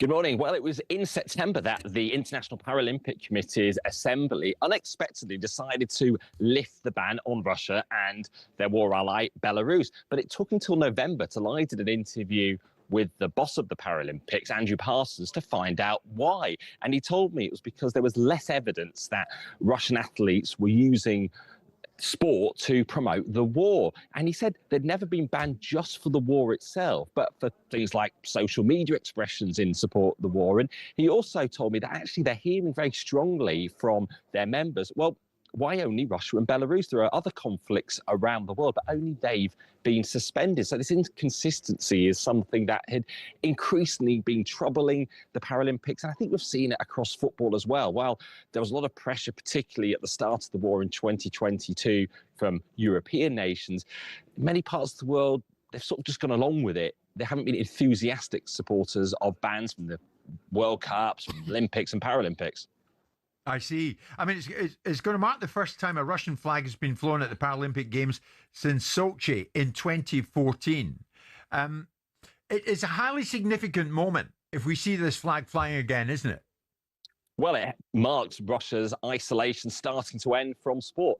I was there in Sochi in 2014 at the Paralympics because just weeks earlier, Russia had annexed Crimea. They'd gone into the Donbass in eastern Ukraine, Donetsk, which we know well, obviously, through football, and England played there back in Euro 2012. But the original ban on Russia was not imposed because they initially went into Ukraine. It was that state-sponsored doping scheme that was uncovered, that sophisticated thing, holes in labs in Sochi, the doping that helped them win so many medals in the Sochi Games, the Olympics and the Paralympics. That led to multiple bans. The only Russians being allowed were as neutral athletes. The ban was going to be lifted in the Paralympics, at least, in 2022. Then, between the Olympics and the Paralympics in the Beijing Winter Games came the full-scale invasion of Ukraine and that rapid action from the Paralympics because they believe that people would refuse to compete against the Russians at those games. But we're seeing things shifting. I was out in Milan for the start of the Olympics. The IC president, Kirsty Coventry, indicating she wants to make the Olympic sport less political, paving the way for Russia's return at the LA Games in 2028, even if the war's continuing. But the Ukrainian sports minister who I interviewed is furious. I'm not surprised, Rob. I'll bring Simon in a second, but it does seem that this stance is now softening, Rob. Am I right? And the other sports may or may not follow. It remains to be seen. Yes, I mean, particularly FIFA. Gianni Infantino, even from a year ago when I asked him about this, said he wants to see all teams playing and, indicating to my Sky News colleague Yalda Hakim that the ban hasn't worked because the war continues, which I suppose brings it back to this bigger, broader question, that argument, what's the point of banning Russian sports teams? Is it to isolate, humiliate Russia, to bring pressure on them to perhaps end the war? That hasn't worked, but then you could also say, well, financial sanctions imposed by governments haven't ended the war, but it's about trying to put the squeeze, as they would see it, on Russia, on the economy, to isolate them, but also in football terms. The reason why the ban came in March 2022, something we talked about at length here on the show, was because rival teams wouldn't play them in Europe, they wouldn't stage their matches, so effectively there was an integrity issue, which meant that Russian teams couldn't play both international level and club level. Robert, I'll put it to Simon. So now we know, Simon, 6 Russian, 4 Belarusian athletes will compete under their nation's flags at the upcoming Winter Paralympics. But the fact of the matter is, a Russian competitor wins there, let's say. Yeah. The flag is unfurled, the national anthem is played, and it's a win for Putin. Well, is it? I mean, first. Well, he'll make a great deal out of it, won't he? First of all, it's a cohesive argument being provided. There was never any indication that sport was going to leverage any of the parties that are involved in conflicts around the world, and we select which conflicts we patronise and seem newsworthy. There are plenty of conflicts around the world that don't seem to carry the same traction.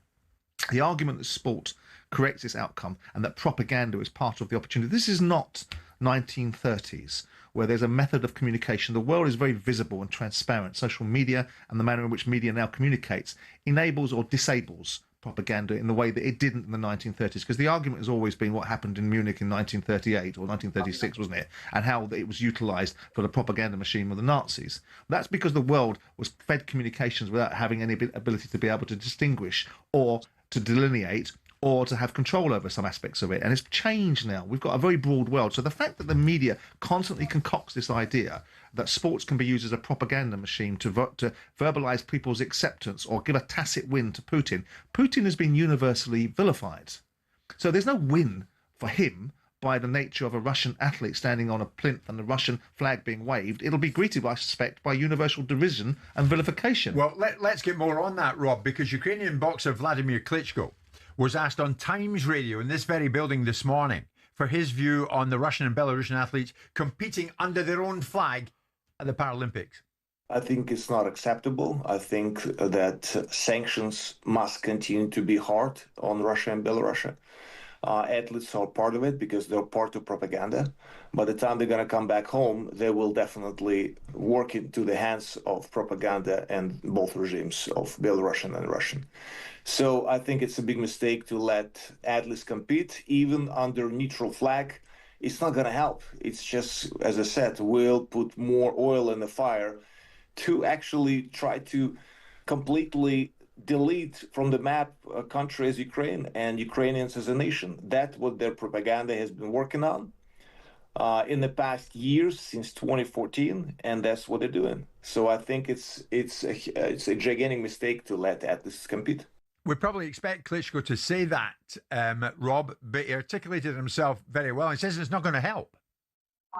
Yeah, and that is one of the issues that we're facing if there are Russian teams allowed. I was at the Olympic opening ceremony in the San Siro a couple of weeks ago when you had both Israel and the US Vice President J.D. Vance being booed. So what sort of reception will they receive in Italy next month at the Paralympics? We have been hearing from the Culture Secretary here, Lisa Nandy, who's told the Paralympic movement to reconsider the decision, saying it sends out terrible messages. The brutal invasion continues. That was her message. But we have seen the government position shift here. Before the Paris Olympics, they're much part of a European coalition saying there should not be any Russians at all. Then when it was agreed there should be neutral Russians allowed, just not under the flag, they didn't have any other option. They didn't call for a boycott of the games in any way. So the government here has been saying since late last year, along with about 28 other European governments, that this should not be allowed. The IPC shouldn't be able to allow Russians to return, but they've not issued any sort of further ultimatum. Interestingly, the Paralympics GB body is also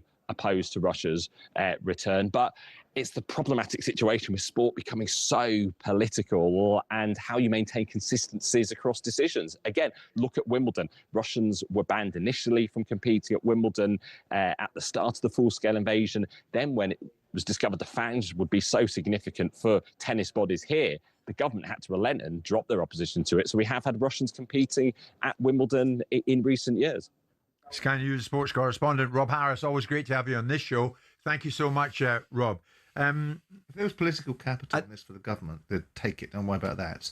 The reasons why they're not putting a definitive position on this because there's no political capital in it for them. Otherwise, they'd be taking a decision. If they could virtue signal their way into saying, absolutely, we're unequivocally denying the right for British athletes to compete in the Olympics because we're going to ban it.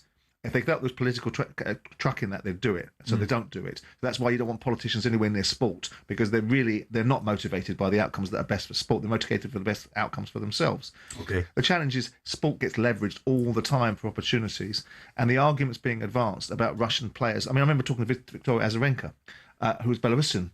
Yeah. Nothing to do with the Russian regime, nothing to do with living in Russia or Belarus anymore, but being sanctioned at the time by Wimbledon because she happened to have a passport that had Belarus on it. Yeah. And that's the balance you have to strike. And of course, these governing bodies that get involved, what did they think they were going to achieve? What was the purpose? If Gianni Infantino had some wisdom 4 or 3 years ago when he banned the Russians, what's changed then? What has changed? Okay, so the Russian flag due to fly again, this time at the Winter Paralympics. It's 11:30.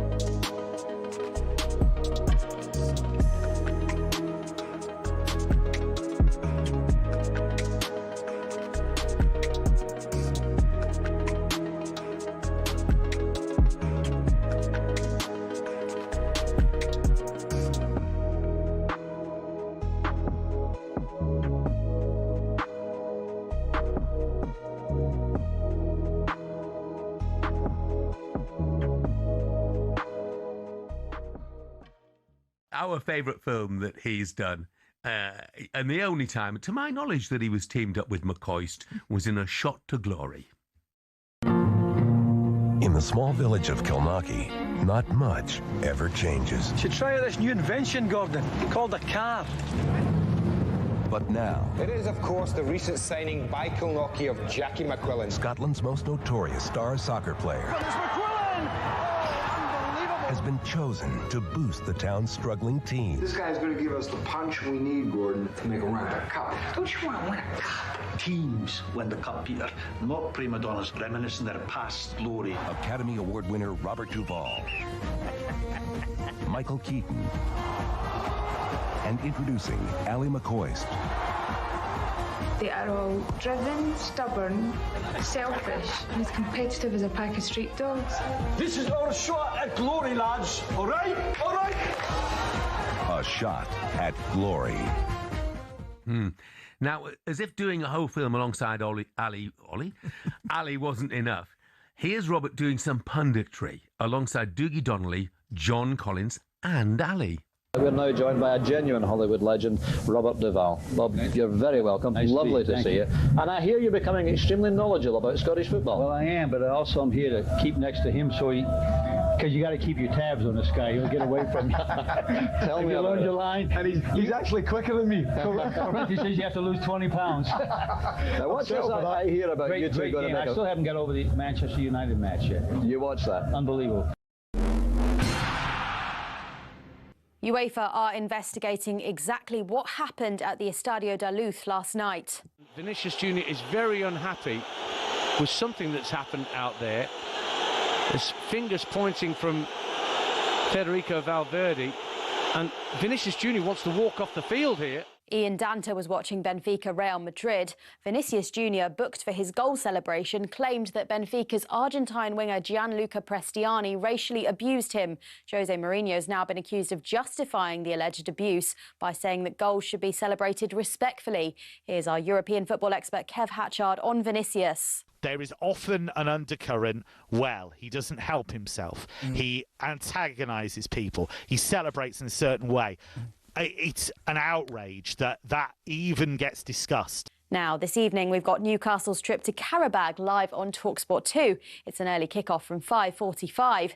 Elsewhere, Barry Murphy's told us if any of his Cardiff players show complacency, they'll be out the team. A 4-1 dismantling of Wimbledon takes Cardiff 12 points clear of the playoffs at the top of League One. Meanwhile, we're told the in-demand Marco Silva will be Fulham manager next season. Here's their director of football, Tony Khan. I have a great relationship with Marco. I love working with Marco, and I absolutely want Marco to be here for a long time, and I think he will be. There's more at talksport.com.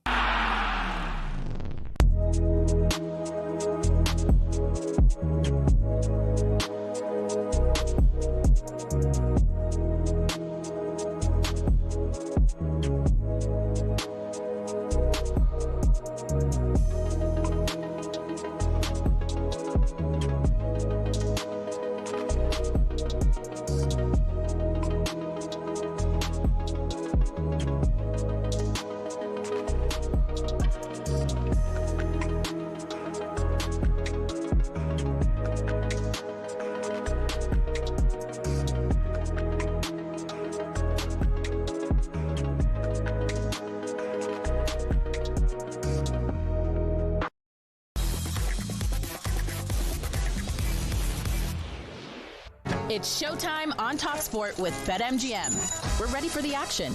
Are you? Visit betmgm.co.uk or download the app. 18+. GambleAware.org. And it's that time. We're joined by Sean Martin from BetMGM, and we're going to look at a few sporting events and the odds around and about them. Sean, good morning to you. Let's start with last night's Champions League action, but let's also look ahead to Qarabag Newcastle, which is live in talkSPORT 2 tonight. What are you thinking? Morning, lads. Yeah, well, as always, self-praise is no praise, I know, but I have to start by at least pointing out that I did say don't trust the odds that have Juve favourites at Galatasaray. And then the 8 p.m. kickoff treble I mentioned actually landed at 5-1 as well. A favourites forfeit for tonight Champions League matches is about 13-1, although I can't quite shake the feeling there could be a bit of value in Bodo Glimt getting something at home to enter up there in the Arctic Circle, or even Club Brugge doing something at home to Atletico Madrid. As you say, though, the main match for us tonight has to be Qarabag versus Newcastle. I know a couple of folk are way out to Azerbaijan for the game, actually. They go there with the knowledge that Newcastle are 4-11 favourites, and not Qarabag, not any other Azerbaijani side has ever beaten an English team, albeit Karabakh did draw with Chelsea earlier this season. The Magpies also come back from Azerbaijan straight into the small task of Man City at the Etihad on Saturday as well. So it'd be good to see them get things done in relatively straightforward fashion tonight, wouldn't it, guys? It would, Sean. I mean, Danny, without tempting fate, you would think Karabakh won't trouble Newcastle, would you not? They're not bad at home. They've got some decent players. I think it was. I think I watched Chelsea go down and get a draw. You know, they're no mugs. If you're not at it, you don't start the game well. You can find, you know, the conditions. It's going to be hostile. The conditions. We don't know what that's going to be like over there. But I think even if they came away with a draw, they'd fancy finish off the job. Yeah. Fair enough. Wolves Arsenal, Sean. We've touched on it. 8 o'clock tonight, live on talkSPORT. In fact, it's a talkSPORT exclusive. And Arsenal would extend their lead at the top to 7 if they win it. So, you know, the prize is huge. Yeah, top versus bottom. Arsenal, as you say, looking to go 7 clear ahead of that Man City game against Newcastle. Wolves have lost their last 9 against Arsenal, Jim. It did take 2 own goals as well for the Gunners to win the reverse fixture, lest we forget. I was listening a bit earlier and I heard you guys discussing Bukayo Saka. It's 2-1 tonight for an Arsenal win and Saka to celebrate that new 300,000 a week deal with a goal. However, I also want to throw this out there. A couple of injuries this season. A few folk accusing him of a lack of, direct open play output maybe over the last couple of seasons, which I don't necessarily think the stats or I agree with, to be fair. But a couple of the MGM lads this morning were suggesting that maybe Saka's England starting spot isn't as nailed on as we thought. Do you buy that at all, guys? Or is there any jeopardy there at all? Or ultimately, is he still a shoe-in regardless? I mean, there's always some jeopardy because if he doesn't finish the season playing every week and being at his level and someone else does, we've got some really good wingers. I mean, Tuchel's a big fan of Madueke. Obviously, had him at Chelsea, but he also has played him a lot on both sides because of his directness and his pace and stuff. So there's always a bit of jeopardy. But Saka fit and playing well and getting somewhere near to his form before you'd be amazed if he wasn't starting because he has got that all-round game that the others don't have. Let's go on to the world of boxing, Sean. Wood Warrington and Barrios Garcia. So there's big action on the horizon. Yeah, decent weekend ahead for it. Lee Wood, Josh Warrington rematch in Nottingham on Saturday, and Mario Barrios, Ryan Garcia over in Vegas early hours of Sunday for the WBC welterweight title. October 2023 it was. Wood and Warrington fought, which doesn't seem like it was that long ago to me. But anyway, Wood won by stoppage last time, 31-20 for the same outcome Saturday, and he's 4-6 just to win it generally. Both have lost to Anto Cacace in between times, no title on the line either. So just a good old-fashioned scrap, really. Not sure about either's future afterwards as well, I must admit. Garcia Barrios, well, Barrios in off 2 draws, including a majority one against 46-year-old Manny Pacquiao that he could well have actually lost. Garcia in off a ban, a fine and a defeat, which I think just about sums up the way the WBC's been going about things in recent times. Garcia actually heavy favourite for that one at 2-5. But for both of those fights this weekend, Simon, I'll come to you. I'm pretty unsure how they'll play out. I'm tempted to just go for knockdowns, for instance. It's 11-10 for Wood to score one, and it's about 10-1 or so for both to be knocked down in Barrios Garcia. And I know you don't like doing it too often, but the fact I'm so unsure what to back myself makes me wonder how you see both going and your thoughts in general about the two of them. Yeah, because I'm such a wonderful picker of outcomes. I was about to say, yeah. I think if Garcia turns up anything vaguely resembling the performance he put in against Devin Haney, despite the fact he was found guilty of a drug cheats position on that, he'll destroy Barrios because Barrios is a poor champion. Lee Wood and Josh Warrington, it depends what they both got left. Josh Warrington in the first fight dominated the first 6 rounds and got caught in the 7th by Lee Wood, who did that against Michael Conlon. And where it leads either one of them, probably onto Josh Padley, something like that. But all of them, both of them, certainly the domestic dust-up is a great fight because the two boys are going to get paid very well inside a nice stadium and they're going to leave it all out there. As far as Barrios and Garcia is concerned, I mean, I think that has the potential of being a half-decent fight, primarily if Garcia turns up and does his job, which is to deal with a substandard champion. Yeah. No odds as yet, Sean, on Carl Froch versus John Fury? Not quite. I'll see if I can get them priced up for you, Jim. Okay, that is not a problem. And I'm surprised, Sean, that with the golfing encyclopedia that is Danny Murphy in our midst, no golf is being discussed this week. Yeah, sorry, Danny. The football and boxing just took on a life of its own today. And last week as well, to be fair, we didn't do it last week either. Obviously, Genesis Invitational underway tomorrow at Riviera. A few informed players there with a look each way. We've actually got a market as well, Danny, giving 16-5 to win it, excluding Scottish Effler from the equation if anyone fancies that. Could be a wise move. I was talking to Charlie about it, I think last week. It just continued again last week. I think it's something silly like the Scottish Open back in July last year was the last time he finished outside the top 5, and even then he was 8th. It's ridiculous. It's ridiculous considering his last 2 first rounds have been over par or level par. Yeah. I mean, and 10 shots behind. He finished, tied 4th at the weekend. And this Genesis one, he was tied 3rd last year. If he has any half-decent first round, how could you bet on anyone else at the minute? He's an absolute joke. Yeah, absolutely. That last round at the weekend was incredible. Danny, that 50-page dossier that you prepared was always going to come in handy. Oh, well done. Sean, thank you very much indeed. Visit betmgm.co.uk or download the app. 18 plus, begambleaware.org. It's showtime on talkSPORT with BetMGM. Keep things golden with responsible play at betmgm.co.uk. 18 plus, gambleaware.org. Danny, before we hit the next break, it would be remiss of me not to mention this. Wayne Rooney has suggested Liverpool boss Arne Slot lacks aura. He says it's strange, isn't it, when you're talking about Slot being on an audition to keep his job, when he obviously has recently won the Premier League. I've met him a couple of times, but I just don't think for Liverpool he's got that aura. And maybe that's because Liverpool have just come off the back of Jurgen Klopp as manager. It's difficult for anyone, but I just don't think that aura is there about him. Has he got a lack of aura? Well, I spent some time with him. I interviewed him for talkSPORT and spoke to him for a while before as well. I quite liked his presence and his calmness and his intelligence. I think Wayne's right if you're comparing him to Klopp. Klopp is an exuberant, charismatic, warm, humorous, larger-than-life character who captivated the whole city in many ways and brought it together over a period of time where it was struggling. So to follow him, I mean, is anybody out? I mean, nobody really you think could walk in and be what Klopp was. So I understand where he's coming from. He's kind of justified himself in his words, Wayne. Yeah. He's not Klopp, no. And also, irrelevant of his charisma, charm, or any of those traits, if he finishes outside the Champions League places and doesn't win it, he'll probably be gone. It reminds me of the Kevin Bridges routine about self-esteem.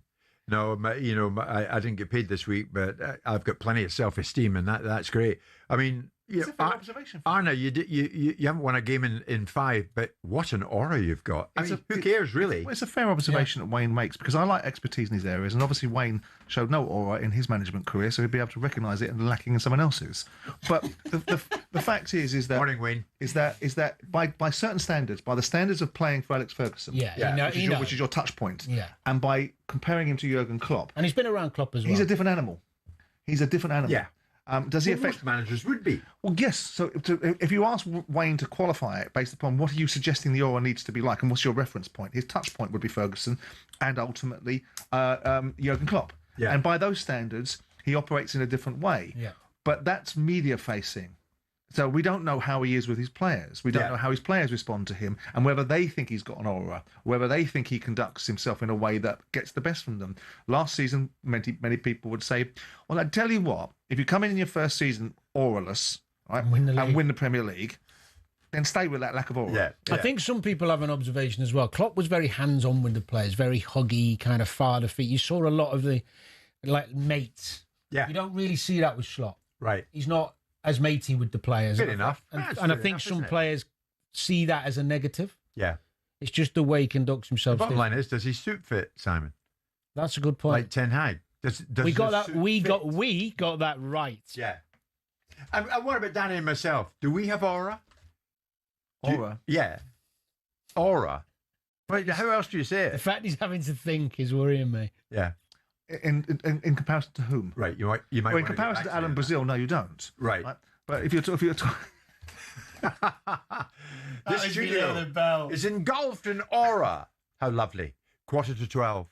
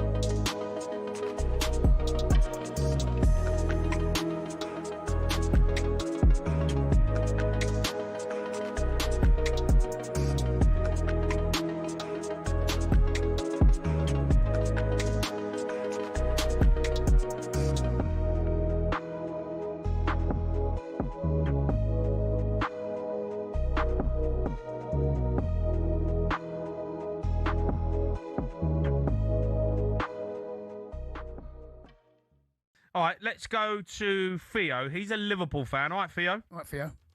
All right, lads, how are we doing? All right, matey. All right, Theo. Do you want to talk about Saka?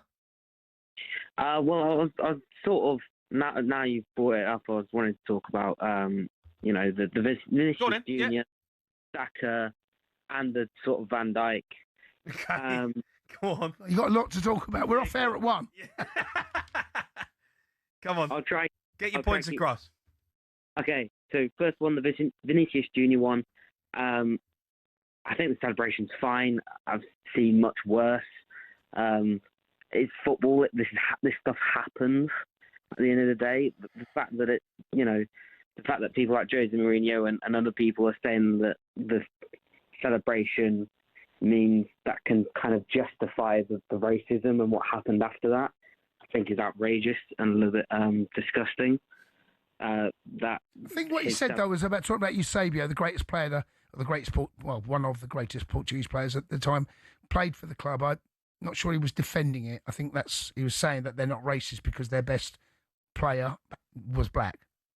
But that's not really an excuse. No, it's not. No, of course not. No, but I don't think he was defending it or excusing it. When it comes to Saka, I'd say I wouldn't have him in the Liverpool squad. Not in this. I wouldn't have him in the starting 11. Squad, does he? Well, you backtrack quickly there. Well, no. Does he get in your squad? He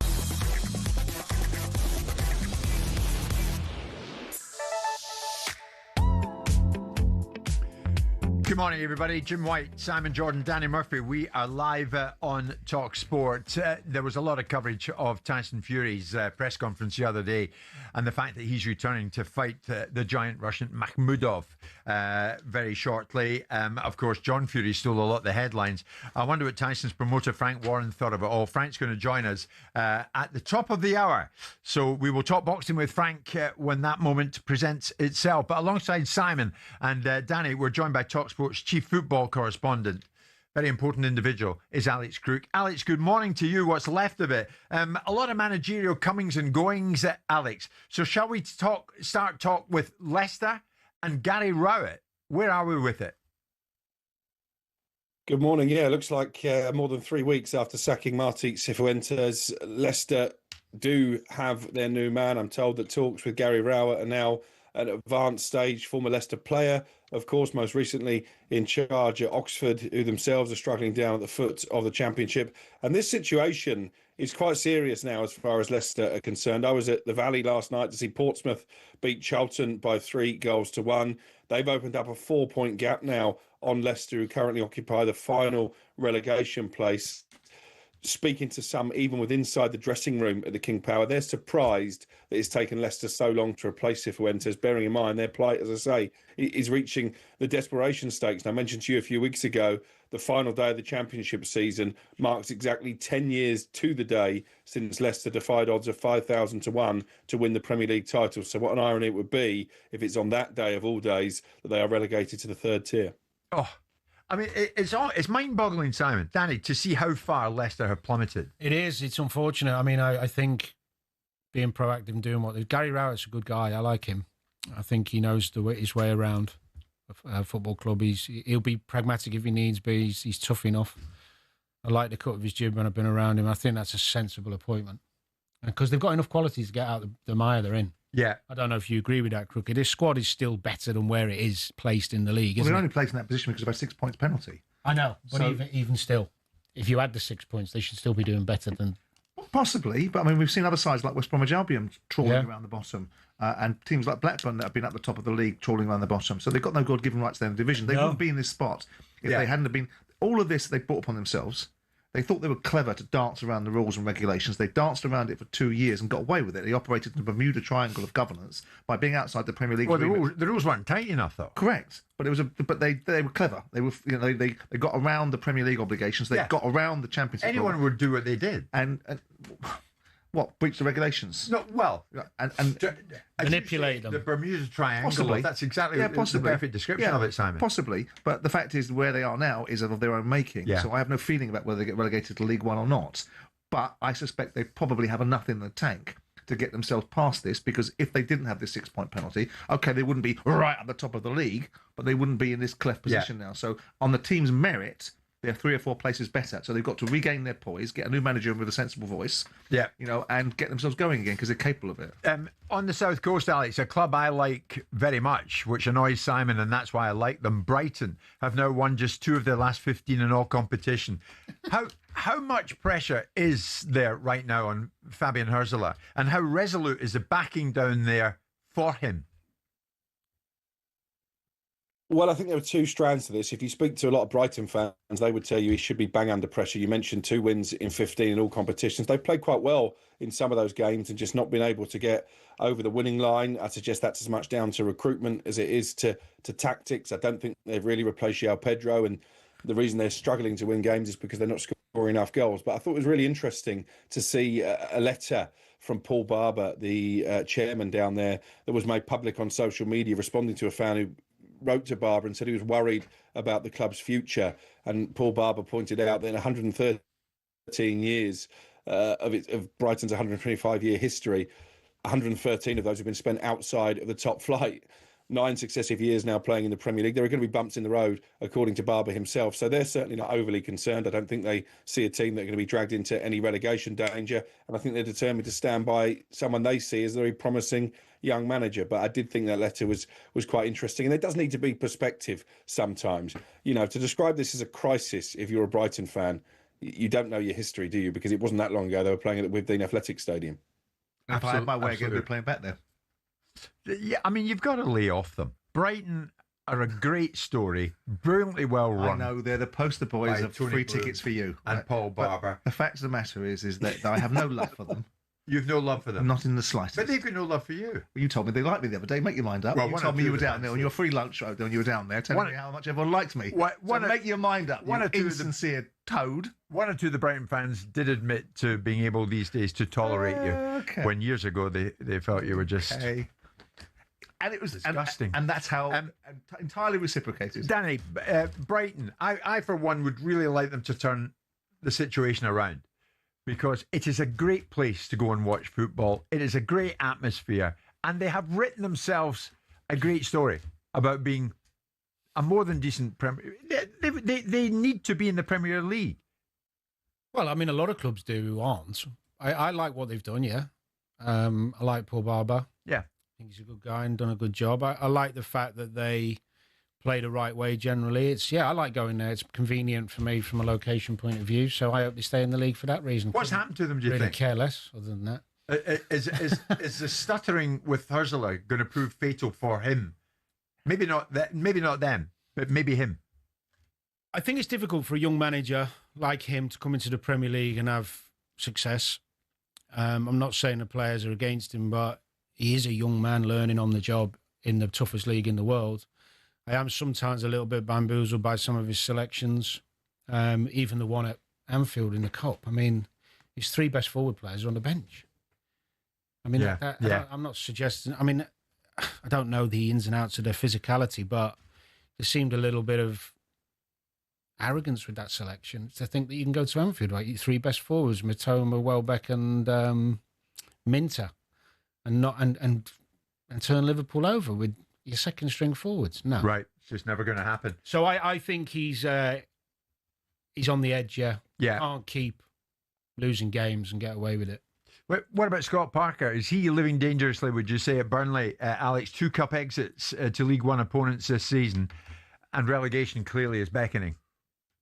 Again, if you talk to Burnley fans, Jim, they want to change. But I was speaking to a former player of theirs last night, and his view was if they are going to change Scott Parker, they should have done it by now because they're beyond saving. They're going to be relegated to the Championship. Why did they hire Scott Parker in the first place? To get them out of the Championship. And he did that with a tally of over 100 points. So you've got to be looking at it and thinking, well, our best chance of coming back next season, probably with his record in the second tier, is Scott Parker. Having said that, I keep hearing whispers about Craig Bellamy, former Burnley assistant manager to Vincent Kompany, now in charge of Wales, of course. But if they don't qualify for the upcoming World Cup via the playoffs, could he be tempted for a return to club football and a return to Turf Moor? Well, you like Craig Bellamy, but massive risk to take someone that's done well at international level for 6-8 games a year, turn them into a domestic manager with no credentials behind them. But they will know Craig, won't they? I like Craig. Yeah. But they will know him at Burnley. They'll have their own view on that.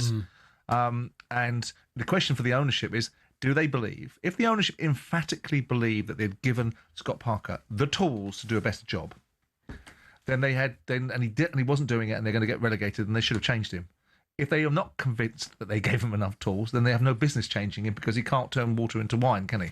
Yeah, fair point. Alex, let's finish with a player we know from his time here at Chelsea who's been more recently ploughing his trade in Germany. Reports in Germany suggest Nicholas Jackson is expected to return to Chelsea this summer because he hasn't played enough games for Bayern Munich to trigger the obligation to buy clause in his loan agreement. What more have you got in this?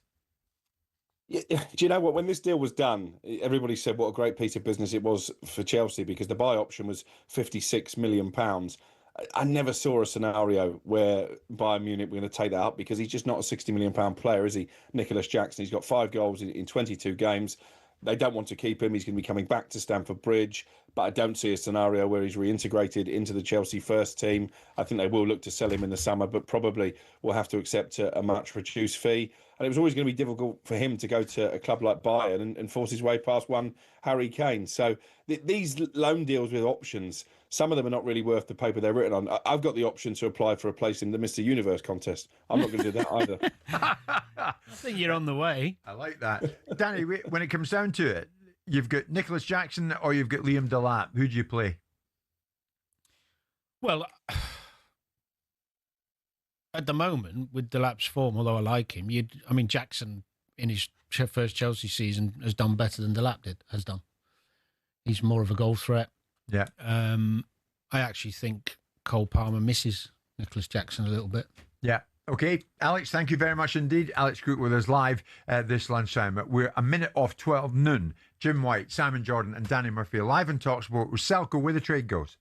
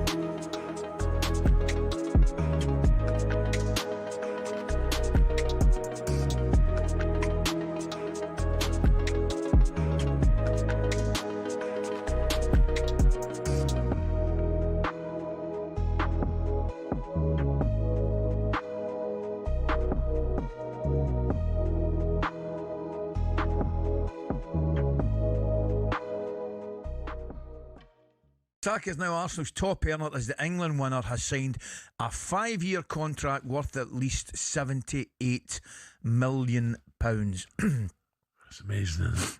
I mean, that is amazing. That's phenomenal. Absolutely phenomenal.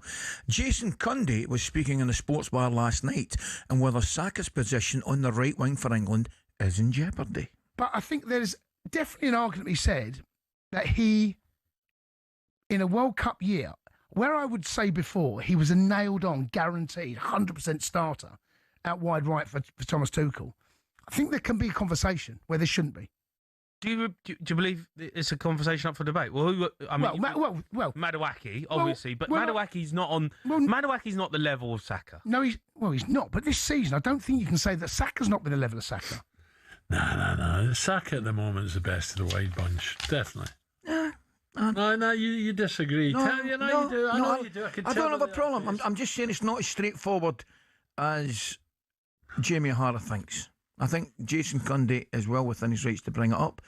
Well, it's a long time in the World Cup. Of course it is. And Saka has been and will continue to be fantastic. But what I'm saying is, I don't half enjoy watching Madueke when he's on it. I enjoy it. But as I said earlier, Al, what a lovely dilemma to have if you're Thomas Tuchel. Yeah. Great. I've had a chance to talk to you about the extension of his contract. But don't think I did I? Who, Cundy's? Last week. And surely not a Harris. That should be ripped up, never mind extended.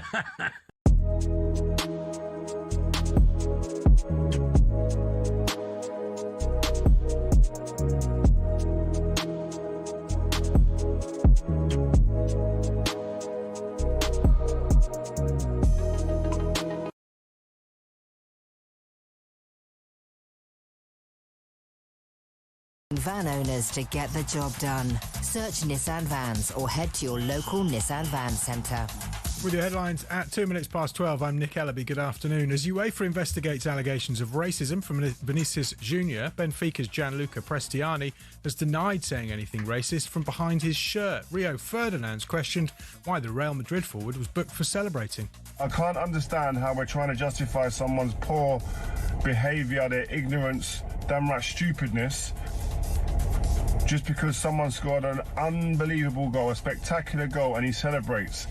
Rio was posting on Instagram. After the game, Jose Mourinho was accused of justifying the alleged racism by saying Vinicius didn't celebrate his goal in a respectful way. Charlton's vice-chairman and EDI lead Paul Elliot trusts UEFA to get this right. Prestiani could get a 10-game ban.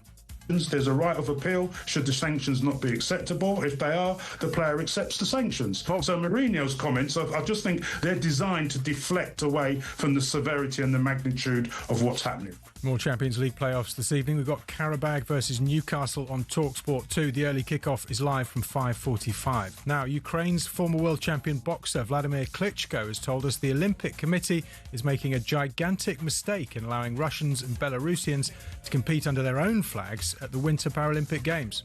Will put more oil in the fire to actually try to completely delete from the map a country as Ukraine and Ukrainians as a nation. That's what their propaganda has been working on. Russia was first banned in 2016 for state-sponsored doping and again over their invasion of Ukraine. And Constitution Hill makes his eagerly awaited debut on the flat this Friday at Southall. He'll be ridden by Oisin Murphy in the 12-furlong Road to Cheltenham Novice Stakes. More at talksport.com.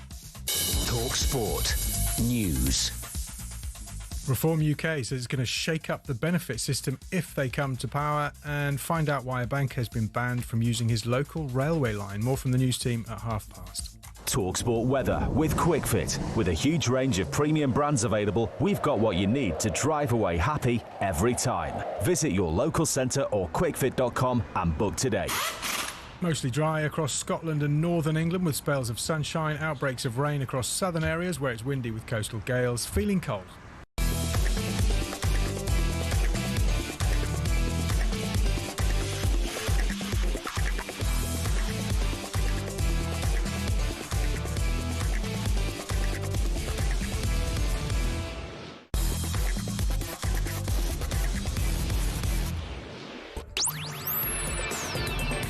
Good afternoon, everybody. 5 minutes past 12 noon. It is Jim White, it's Simon Jordan, it's Danny Murphy, and we are live on talkSPORT. Coming to you live, of course, on your TV as well. Samsung, LG, you know the drill. Even Prime Video, wherever you want to watch the show, you can watch it live, and many of you are doing that. It was a big night in the Champions League last night. Huge amount of controversy, of course, in Real Madrid's 1-0 win at Benfica. Elsewhere, one of the results of the night, Galatasaray beating Juventus by 5-2. In this final hour, the manager of Galatasaray, Okan Buruk, is due to join us live on the show. And of course, back here tonight, a very big match as far as Arsenal's title quest is concerned. They go to Wolves 4 points ahead of Manchester City. A win there, and of course the lead would turn into 7 points, and that one is live on talkSPORT. I would have thought, as if he doesn't have enough on his plate, Frank Warren, top boxing promoter, will be watching the events at Wolves very closely and hoping that his beloved Arsenal can go 7 clear at the top. Would I be right, Frank? You certainly would. We should be many more points clear than this, but we are where we are, and this is an important match for us tonight. We can't afford to fall over. Frank, great to have you join us. Of course, let's get back to boxing. And we witnessed the events, of course, when Tyson Fury announced his return to the ring and, of course, met up with the man he's going to fight, the giant Makhmudov, of course, and that one's coming away sooner than later. That's in April. We look forward to it immensely. What was it like for you to be back sitting alongside Tyson in a fight aspect once again and talking about an upcoming fight when all of us thought, well, maybe not all of us, maybe few of us thought we're going to take his retirement announcement seriously? Look, Tyson and I are good.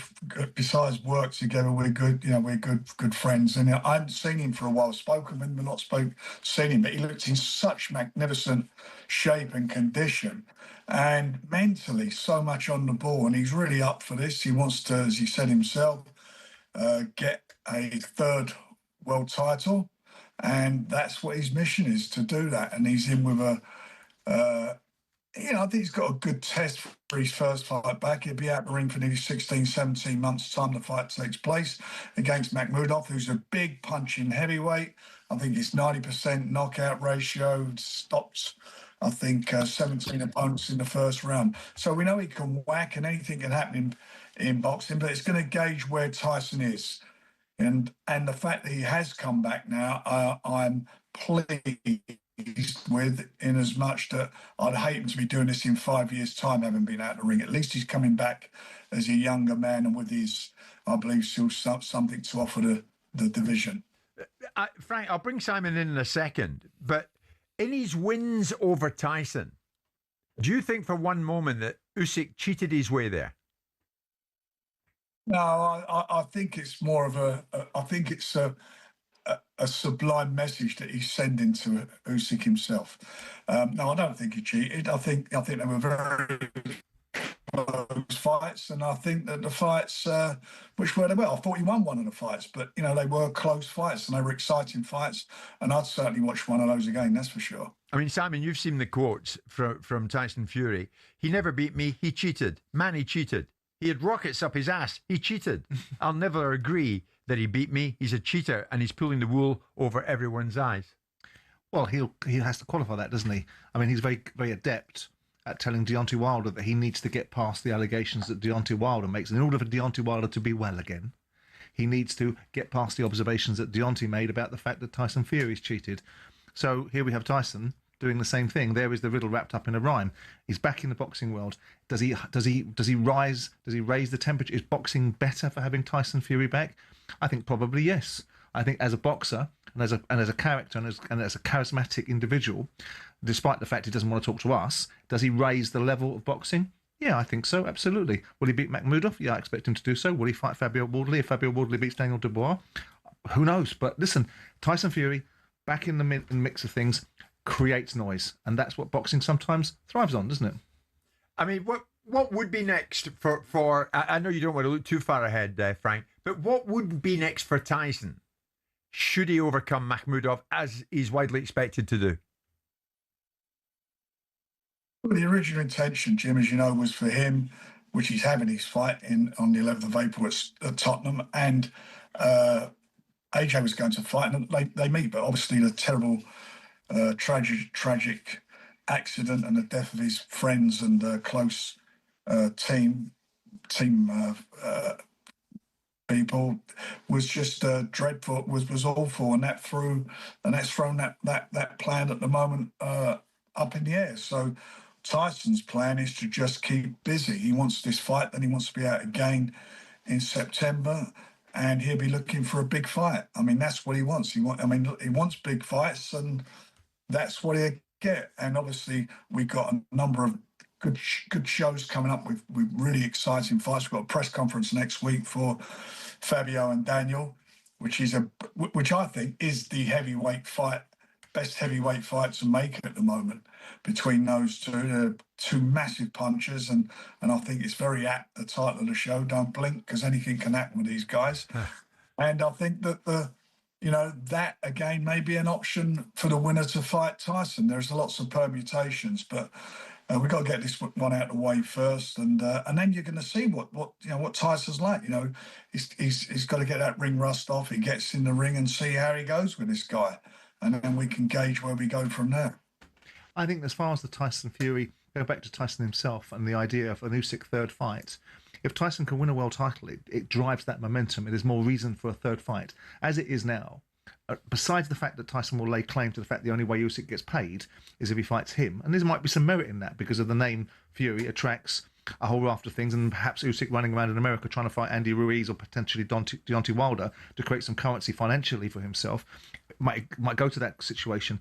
If Tyson beats Makhmudov, which I think he will do, and then perhaps fights the winner of Fabio Wardley versus Daniel Dubois, which I'm entirely in agreement with Frank is a great fight, and he wins a world title, then there is a reason for a third fight. There's more currency behind that third fight. Because it's an undisputed belt situation again, potentially. Sure. It seems to us, Frank, well, doesn't seem to us, seems to everybody, when you get Tyson Fury along to a press conference, you inevitably get Father John as well. We saw what happened the other day. Do you enjoy having John Fury involved in the proceedings, Frank? I don't enjoy all what goes on. Of course I don't. Who does? I don't want to see none of that. I don't like all the ranting and raving. John's obviously got a problem, him and Carl Frock, I don't know, with the two of them, and it is what it is. But it's nothing to do with me. And I've got to be honest, I have no regard for it. It's irrelevant to me. All I care about is what Tyson's doing and the fight. The rest of it's a sideshow. You say that, Frank, but you are the promoter. I'm not the promoter. You're Tyson's promoter. I'm Tyson's promoter, but I'm not the promoter of the event. It's a ring event. It's on, I have an exclusive contract with DAZN. This fight's on, as you well know, it's on Netflix. But if you're uncomfortable with it, Frank, might you not have a word with Tyson? I don't understand. Sorry, but I'm not responsible for what people do or in their family members are in or are with them or whether that's down to them. It's nothing that I'm not responsible, nor would I take the responsibility for that. It's no different if one of your relations starts ranting and raving and screaming and shouting. It's not down to you. If it were an event that you were the promoter of note on, say, for example, you make the fight between the winner of Dubois versus Wardley, and you see this sort of behaviour exhibiting itself, would you put a stop to it? Would you suggest that you'd exclude John from press conferences if he can't conduct himself in an appropriate fashion? I'm quite sure if it was my event, John would show a lot of respect for it. Well, Carl Froch, or Frock, as you like to call him, Frank, has responded following John Fury's bizarre expletive-laden rant at the Fury-Makhmudov press conference. This is what Froch has said. He's shouting Carl Froch, so he's shouting my name. He knows exactly where I am because he's just seen me. I've got nowhere to go because I'm in the studio. And when you're in on that platform, you've got nowhere to run. So I thought, listen, if it comes on top and he comes for me, then I'm going to have to just do what they call a preemptive strike, volley him down the stairs, iron him out, and easy work for the Cobra. But he didn't come to it because the big shit house, who calls everyone else a shit house, didn't want any smoke. All he wanted was the stupid attention. That's all he was looking for. Big attention, big mouth, walking around, empty vessels make the most noise. He didn't do anything. He didn't do shit. All he did was walk around, shouting, where is he? Where's who? I've got my producer behind me. I'm still here, but I'm then live on the broadcast for Netflix. So we started talking about the press conference, started talking about Gypsy King, Makhmudov, and got on with our business. He's got the attention he needs. Everyone's got the phone out, as you've probably seen him walking around. Where is he, shouting my name. He knew exactly where he was. He did nothing. He just made a of himself. Again, don't get me wrong. If it came on top and he came to my face and he tried anything, I'd have to defend myself. And trust me, I can defend myself. Last thing I want to do is iron out an old boy. But if it comes on top, mate, if it's you or me, you best believe it ain't going to be me. So, Frank, Carl Froch versus John Fury, is that a fight you'd like to make? I think it's totally irrelevant. Who cares? You guys make more of it than anyone else. I couldn't give them. I mean, do you know how much I think about that? Zero. It's not even. not even on my radar. Who cares? But Frank, you say that. Does it not annoy you that John Fury took most of the headlines from that event the other day? Oh, with you he did. But, I've seen other with everybody. Things. Well, we'll see what the headlines are. I mean, the bottom line of it, is it going to sell or not? Is it going to sell out or not? And it'll sell out. That's all that matters. We're in the business of selling the fights in the ring, the fights between the licensed fighters. All the rest is a minor sideshow that means zero. But you're a big thing, and I understand your point. I think it's all trivial nonsense, quite frankly, and I'd like to give it no oxygen. In fact, I'd like to give Tyson no oxygen because he doesn't want to talk to us because he doesn't, right? So, from my point of view, I couldn't care less either which way. But as far as you're concerned, you're very defensive of Tyson. You're very supportive of him, and I understand the reasons why. The optics of John being brought into the equation, they diminish. I mean, I wrote an article which you didn't like about the fact that the public were turning against Tyson Fury, were resisting the fact that he was a great champion for the country because of other aspects of his behaviour, but also ostensibly his dad's. The observations about John, they bring a discredit to Tyson as well. And that must, to some extent, be something that you don't particularly like and appreciate because it doesn't help you in your cause of making sure that Tyson is given the due credit that he and his performances more often than not merits. Well, I think the public do. I think they do acknowledge Tyson being the great fighter he is, and I don't think that's an issue. Otherwise Netflix, the biggest streamers in the world, wouldn't be buying into him. They wouldn't be producing the second series of At Home with the Furies. They wouldn't be doing a big documentary on him. He wouldn't be selling out stadiums. Actions speak louder than words from the fans. They're the ones who put their hands in their pockets. They're the ones who decide who their heroes and who they want to see. And up to right now, and I believe it'll be the same case on the 11th of April, they want to see Tyson Fury. Absolutely. That's all that matters. So Frank, finally, if you're not promoting Fury versus Makhmudov, who is? Is it Turki Al-Sheikh? It's a Ring magazine show. It's all over. I mean, if you look at the backdrop, it tells you who's the promoter of it. So that's Turki Al-Sheikh. Ring magazine's owned by him, yeah. Yeah. Frank, thank you very much indeed. Let's hope your beloved Arsenal can win 3 more points tonight. Frank Warren with us live this lunchtime.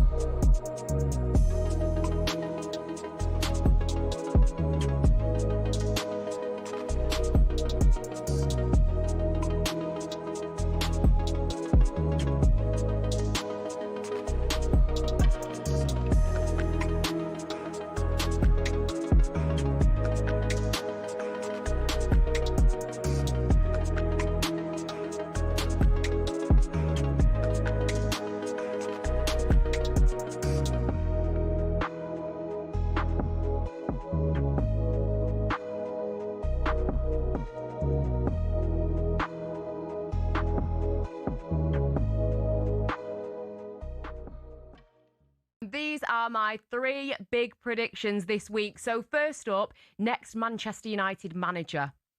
Michael Carrick, he's been doing an amazing job to galvanise Manchester United players. 4 wins, 1 draw. And on the pitch, everything seems to be going well at Old Trafford. We've got Kobbie Mainoo back in the starting 11. Benjamin Šeško's looking good. Bruno Fernandes is just being Bruno Fernandes. So I can see why people want him to get the job. But for me, whilst he does understand the club, he understands the identity, I think I'd like to see a proven winner at the helm. Thomas Tuchel is out of the running. It would be difficult, I think, to bring in any other managers working at the World Cup. So I'm going to go with Luis Enrique. I think that he understands what it is to play for a big club, obviously ex-Real Madrid and Barcelona player, and what it is to manage a big club. He won the Champions League with Barcelona as a manager. And, with PSG, he transformed that PSG side. It was a group of, ego-led expensive players, and he brought in hungry young players and turned them into a solid side. I'd like to see what he could do in the Premier League, so it feels like that's naturally the next step. But there is every chance that he might remain at PSG, so then I think that Carrick isn't a bad backup option, put it that way. Next up, I'm going with World Cup winner. And I'm going to be honest, I'm not sure if it's England. Spain, obviously, are contenders after winning Euro 2024. I think they fall short when it comes to their forwards. You've got Lamine Yamal. He can't do it all on his own, though, can he? He's got Nico Williams as well, who's dangerous. But I don't know if they have a quality player to go through the middle. So I'm going to go with Don Carlo and Brazil.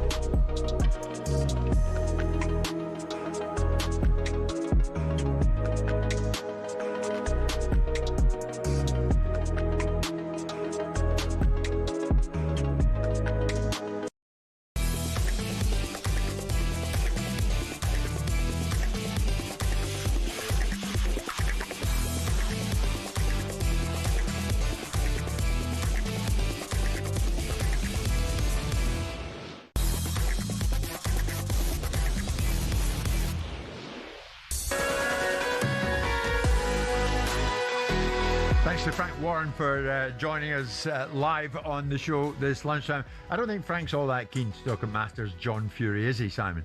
No doubt. He's focused on Tyson coming back and fighting Mahmoud. And I hear that, but unfortunately, when the travelling circus comes into town, and it's the horror show, it reflects on everybody. And Frank's suggesting that it wouldn't be done on his watch.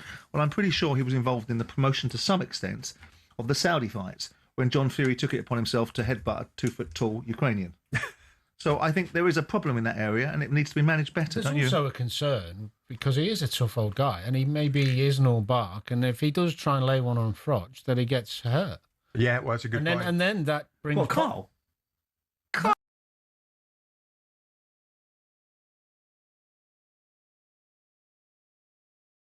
To hit him because he's genuinely annoyed at him. Yeah, and his hip goes out, and Froch hurts him.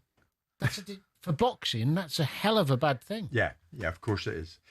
Danny, matters Fulham to take us up to 12:30. The wait goes on for Marco Silva to sign a new Fulham contract. Interestingly, he seems quite happy. Fulham fans seem very happy with Marco Silva, and life goes on unperturbed at Fulham. The Director of Football and Vice President Tony Khan spoke at the recent Super Bowl, and he remains pretty calm in the situation. I have a great relationship with Marco. I love working with Marco, and I absolutely want Marco to be here for a long time, and I think he will be, and I believe that. And your father said the same to us when we sat down with him back in September, October, somewhere around there. And it does seem, I just think some Fulham fans will be like, well, let's get it done then, come on. Well, we've had a lot to do, and we've just had a great recent signing that we spent a lot of time on. Everybody was very aligned, and I'm very pleased with Oscar Bob arriving, and we had some important business to do.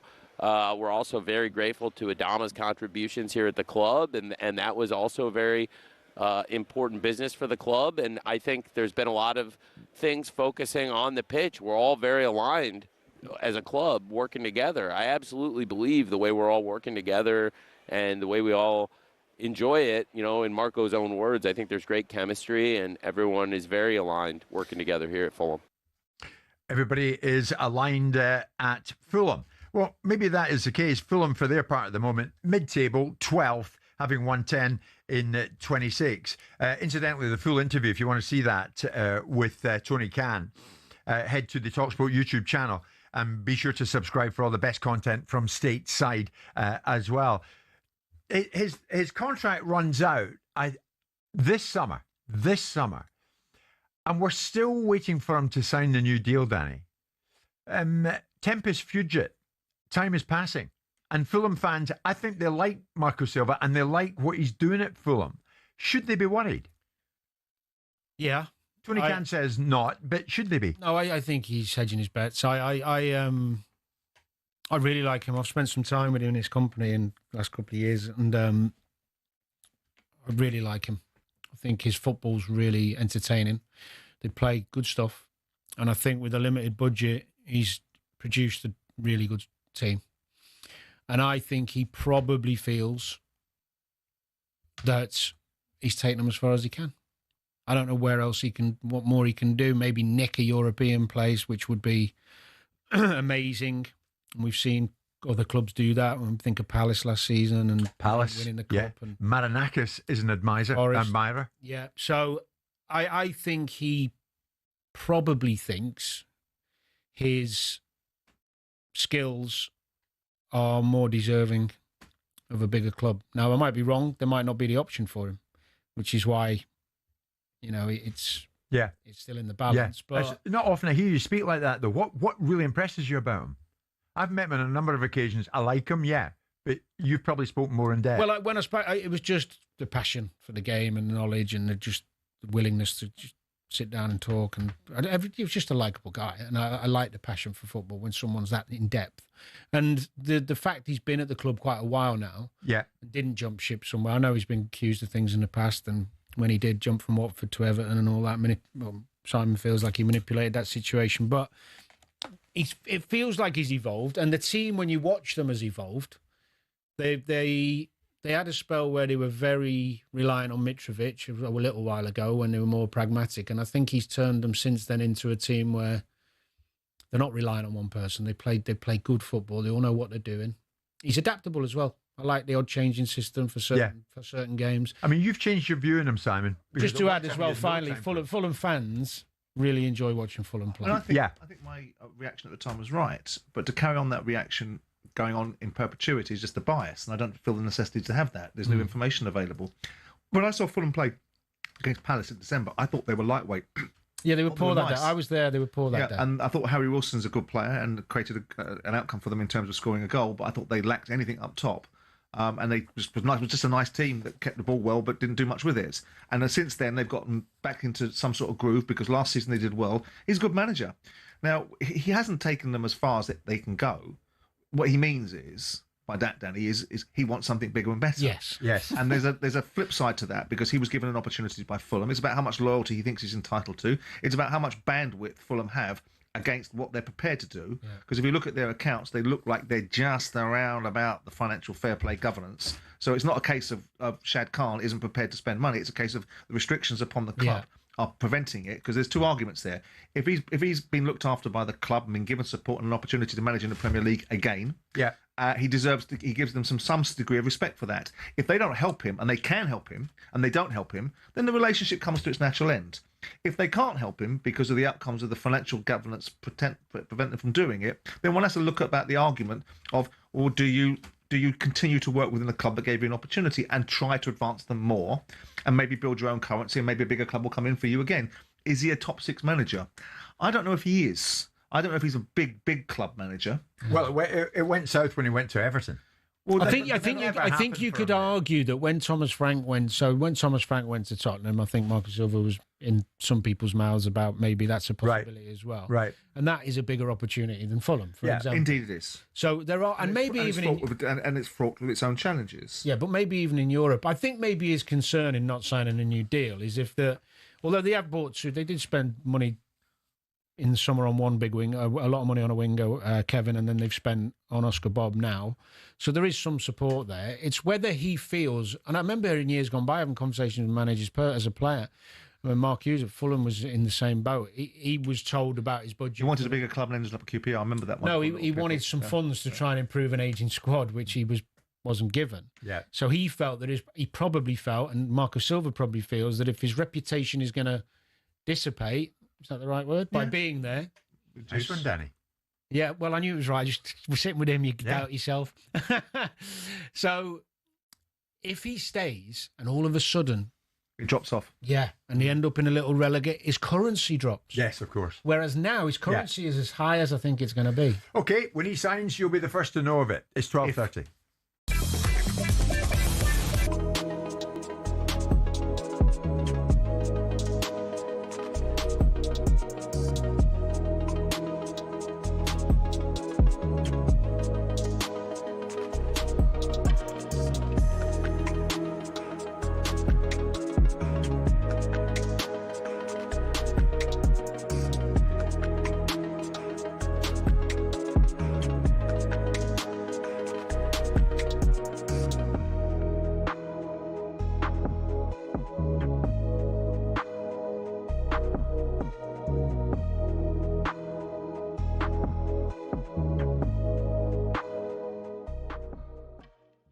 much would you want an old rival as yours? And Liverpool fans, is there any chance that he could come back if Slot gets the bullet? Now, you were asking me whether or not I would have taken Klopp at Man United, and I said not in a million years. Yes. Let's speak to another Man United fan. He goes by the name of George.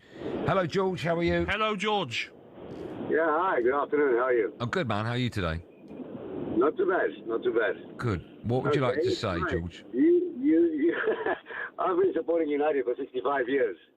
But do you cut off your nose to spite your face? Mm-hmm. You pose the question that if you can guarantee that within 2 years Klopp can win you the league, go for it. Why not? It'll get United back to winning ways. Yeah, okay, but I mean, there is no guarantee of that. But here's my question: would you take that gamble? That's my question. Yeah, I would. Look at what we've done in the past few years. Look at all the managers that have come and gone. They've all proved done. You know he's a proven manager. If it wasn't for City, as much as Han United and against Liverpool, but if it wasn't for City, they would have won 3-4 more leagues. Yes. You know that. So that's a fact. I go by facts. The fact is that he's a very good manager. And you don't cut off your nose just to spite your face. Spot on, George. Why not? Okay. We need him. George, we need him. George, thank you for that. Well said, George. With Klopp, I'm a little bit sort of like, I know he's a good manager, but he only won the league once. Yeah, but look at the Man City side he was playing against. Oh, Leicester managed to win the league in that, didn't they? But as well, Klopp has never really, provoked Manchester United, has he? Do you know what I'm saying? He's never provoked Manchester United, even... What do you mean provoked? What do you mean? I mean, some managers might have, rivalries against clubs and, they beat Manchester United. Your Liverpool manager, that's enough provoking.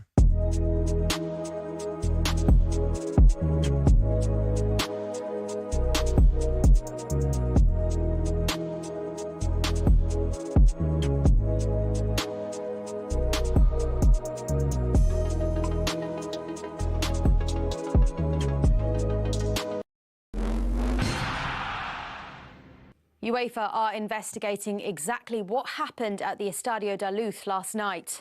Vinicius Junior is very unhappy with something that's happened out there. There's fingers pointing from Federico Valverde, and Vinicius Junior wants to walk off the field here. Ian Danter was watching Benfica Real Madrid. Vinicius Junior, booked for his goal celebration, claimed that Benfica's Argentine winger Gianluca Prestiani racially abused him. Jose Mourinho has now been accused of justifying the alleged abuse by saying that goals should be celebrated respectfully. Here's our European football expert Kev Hatchard on Vinicius. There is often an undercurrent. Well, he doesn't help himself. He antagonises people. He celebrates in a certain way. It's an outrage that even gets discussed. Now, this evening, we've got Newcastle's trip to Qarabag live on talkSPORT 2. It's an early kick-off from 5:45. Elsewhere, Barry Murphy's told us if any of his Cardiff players show complacency, they'll be out the team. A 4-1 dismantling of Wimbledon takes Cardiff 12 points clear of the playoffs at the top of League One. Meanwhile, we're told the in-demand Marco Silva will be Fulham manager next season. Here's their director of football, Tony Khan. I have a great relationship with Marco. I love working with Marco, and I absolutely want Marco to be here for a long time, and I think he will be. There's more at talksport.com.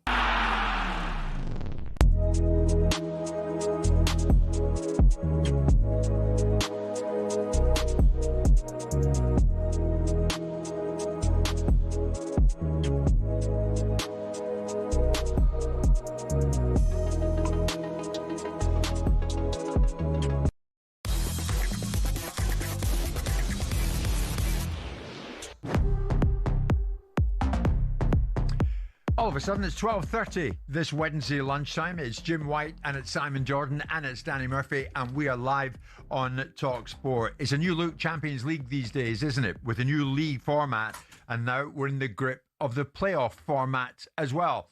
Games last night, more games tonight, but no doubt about it, one of the big results last night was over in Istanbul in Turkey. Galatasaray will now take a 3-goal lead to Turin after coming from behind to beat Juventus in the first leg of their Champions League knockout phase playoff tie.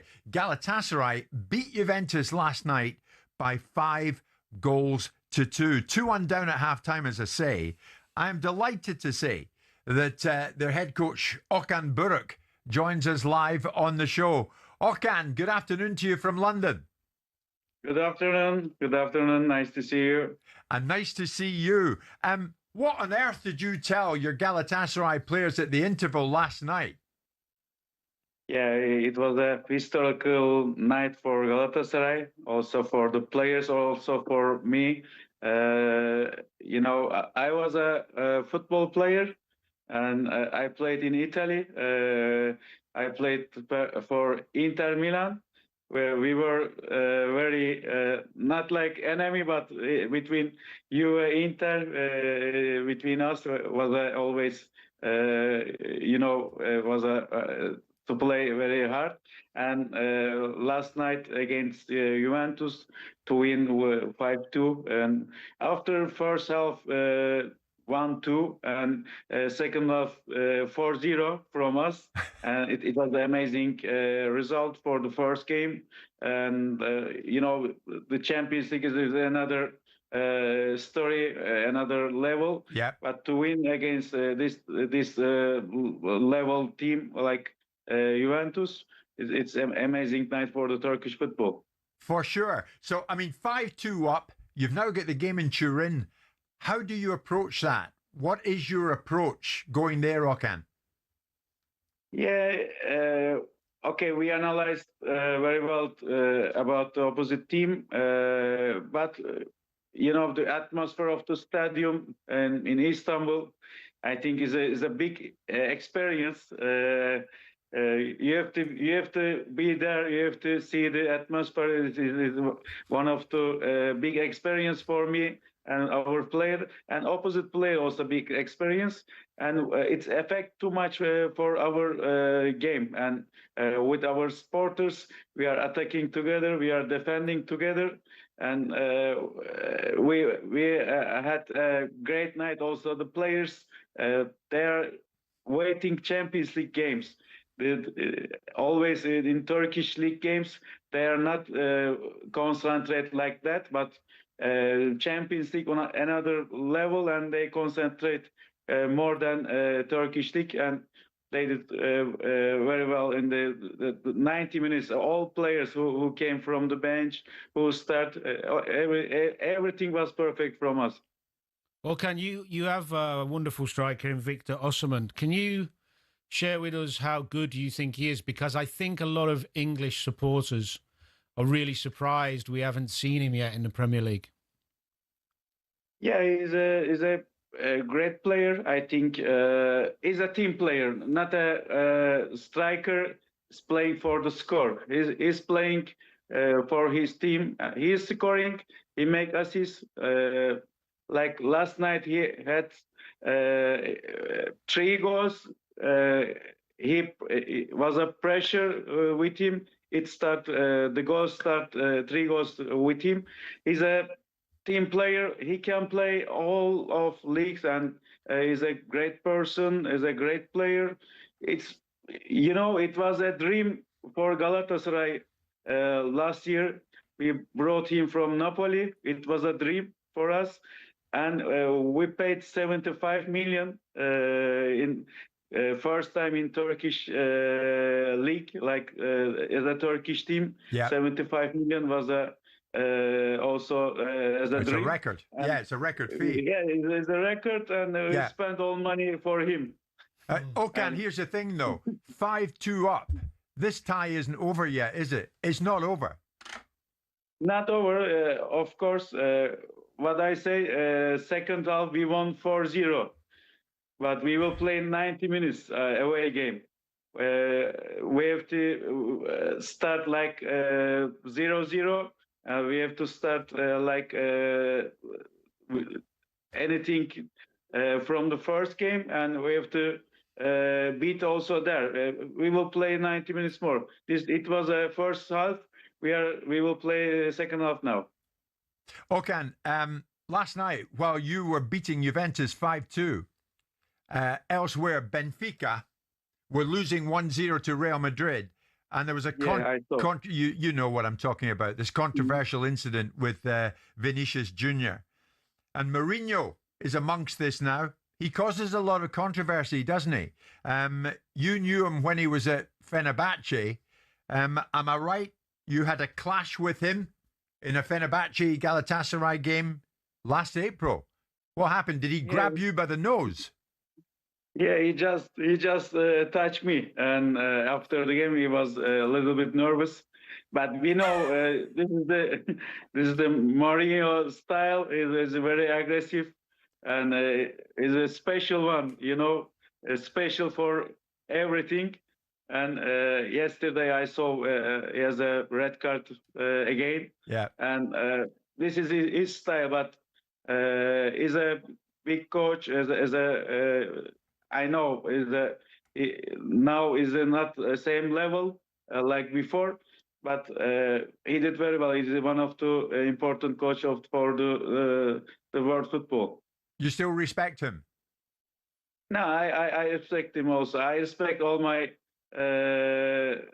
coaches. The coaches also against me who did something, but I respect always the coaches. Yeah, but finally, another story of alleged racism in football. Does that make you feel sad, Okan? Yeah, of course. I don't understand because I'm living in Turkey. In Turkey is about racism. We don't see anything generally in Turkish football in Turkey, and I don't understand how they do some these racist actions. I don't know, but I hope it will be finished. We're going to watch for you with the second leg against Juventus. 5-2, you are leading. You've got Davinson Sanchez, haven't you? Once of Tottenham. He's doing well for you, is he? Yeah, he do very well. Yesterday he scored, and he's as a person, as a player, and he's a very good professional, and he's a team player. And I hope we will pass to this playoff, and we will play against Tottenham or Liverpool. I don't know. Maybe we can play. Last year we played against Tottenham. We beat them 3-2. This year we played against Liverpool. We beat them 1-0. I hope one of them, I don't know which will come to play, but we have good memories against these two teams. Yeah, you've got good memories of Graham Souness as well, haven't you, Okan? At Galatasaray. Yeah, with the flag. One of my favorite coach. I worked with him. It was 95, 96. He's a big coach, big name, and is now is in Galatasaray history about the flag. He put the flag on the pitch. Yeah. We won Turkish Cup with him. Yeah, and he put the flag in the Fenerbahce pitch. Okan, good luck in the second leg against Juventus. Thank you very much. Good luck. Thank you very much. Thanks so much for joining us. Now that he leaves us, more seriously, the time's not over yet, strangely. I mean, Juventus will give everything, won't they? No, of course they will. They're not a good Juventus side. They're sitting fifth in their league. It'd be interesting because obviously Galatasaray haven't qualified from the group stages for the best part of 11, 12 years. Yeah. So it will do two things if they do. It'll give them some more cash. But if they can spend £75 million on a player or €75 million on a player, they're obviously not short of a bob or two. But it'll also give them some more coefficient ratings. They'll give them opportunities going forward. The more these teams go deeper into tournaments, the better, Champions League, of course, the better it is for them the next time around. They're seeded back into it. Yeah. So, as I say, a Turkish side getting into the final, the knockout stages is not that a regular occurrence. So it'll be good for his career and good for Galatasaray's reputation, I suspect. It sure will. I remember him as a player, Okan Buruk. Interestingly, off the back of that Benfica Real Madrid situation last night, UEFA have appointed ethics and disciplinary inspector. The investigation for potential violation of UEFA's disciplinary regulations is now underway. So, as expected, the inspector has been appointed, and we'll have a closer look at it. It's 1:45 this Wednesday lunchtime.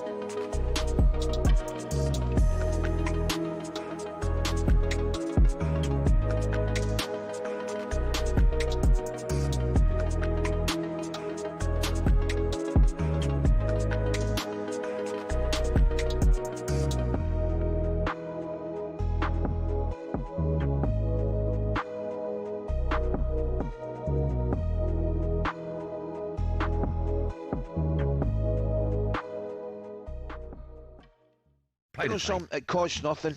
Yeah. You know, it costs absolutely nothing, and it's amazing. You maybe underestimate how much it means to people, those kids, you know, for sitting there.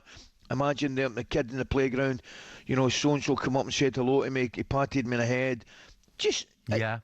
I'm loath to use the word wee things like that, because those wee things are actually big things in the grand scheme of things, Jeff, and that is not a good look at all. Fuss has been made about absolutely nothing, in my opinion, here.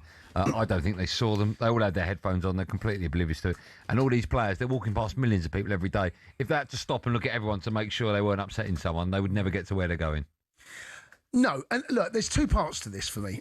One, I was in that position as a young boy, and you wanted to touch them or, you know, have sort of interaction with them. I don't honestly think many of the players saw them. I heard Ali and Jeff talk about this morning, and I'm like, oh, where was that? How have I missed that? And then I see it, I'm looking at them. I don't think they see them. Now, if you really want those mascots to be seen, don't hide them around the corner, because that's where they were. I think there was faux outrage. People love to be outraged, love to be offended. If they had walked past them and they saw them, then I think there's some merit in it. But I'm not convinced, by the way. They even see them. They don't even look at them. No, I'm not. People love to be outraged, mate. I've seen loads of people jump on this bandwagon. It's not a good optic if they saw them.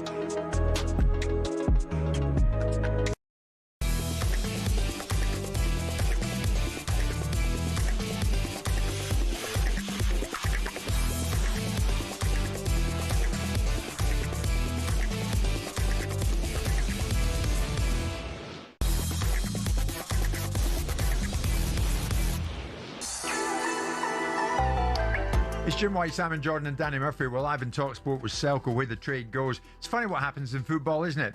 1 minute, Vitor Pereira has his stay at Wolverhampton Wanderers ended. The next thing, he begins live tomorrow night as the fourth Nottingham Forest manager this season. His first game in charge is a Europa League tie, last 16 playoff. It's against Fenerbahce. Unbelievably, he's the man in the hot seat there. Maybe, is it unbelievable? As I said, this is what happens in football. So, how does he feel about working with Evangelos Marinakis? Well, he's quite comfortable with it, because bear in mind, back in 2015, Pereira won the Greek League and Cup double for Olympiacos in a 5-month spell before he left for Turkey. So he knows Marinakis, and Marinakis, of course, owns Olympiacos. He's been speaking about that relationship he has with Marinakis ahead of this Europa League tie. His ambition, he wants to win, emotional, and I know very well. The conversation was about our time in Olympiacos. I remember the energy and the fire that we create. You know, Greece is a bit like Turkey. They have fire inside. They like to see the energy, to see. And he asked me to be myself. He liked the way that when we worked together in Olympiacos, we got the league and the cup. I was in the middle of the season, and we create a good relationship. I trust my work. I trust his personality, because I think we need in football, we need passion too. The football is my passion. Football is something that sleeps with me and wakes up with me. I came with intention to give everything from myself, to give my my body and my soul to this club, to help the club, and together we can do it. So Vitor Pereira there saying, no, I'm fine with Marinakis. It's about trust and we have a good relationship. We know where each other stands. But didn't Sean Dyche say that before he went into his final game, or what was to be his final game, in charge of Forest? The ownership have always had contact with me, and he's well aware, and I made this clear to Elliot, he's well aware that this wasn't a situation where it's just smooth sailing all the way through. He's seen some of the hiccups, some of the good days, some of the not so good days, etc., etc. But, you know, we come off the Palace game with a 10v11 situation, got a really important point and a good one, and he's congratulating me. So I don't think over one game is that extreme where he's suddenly going to go, right, we need to change everything at the club for the third time, but fourth time even.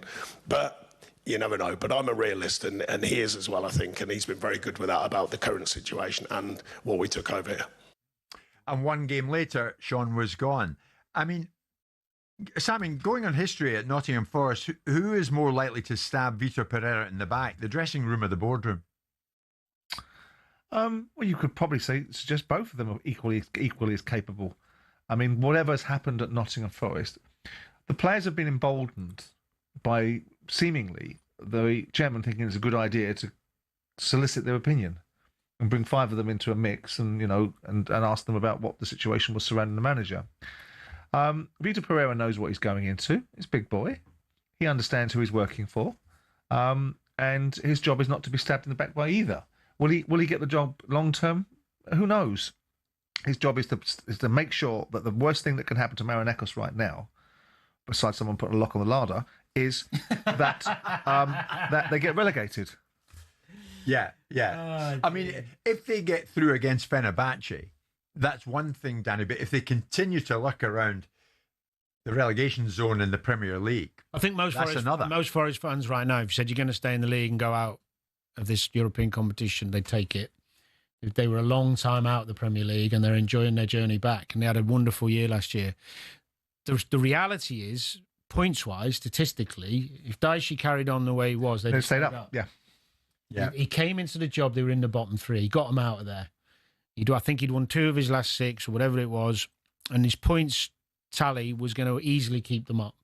So I was shocked and surprised that he well, not so that it must shocked. Be the player. So the answer to your question must be that if we're going to qualify it the way you wanted it to be qualified, who's going to stab him in the back first?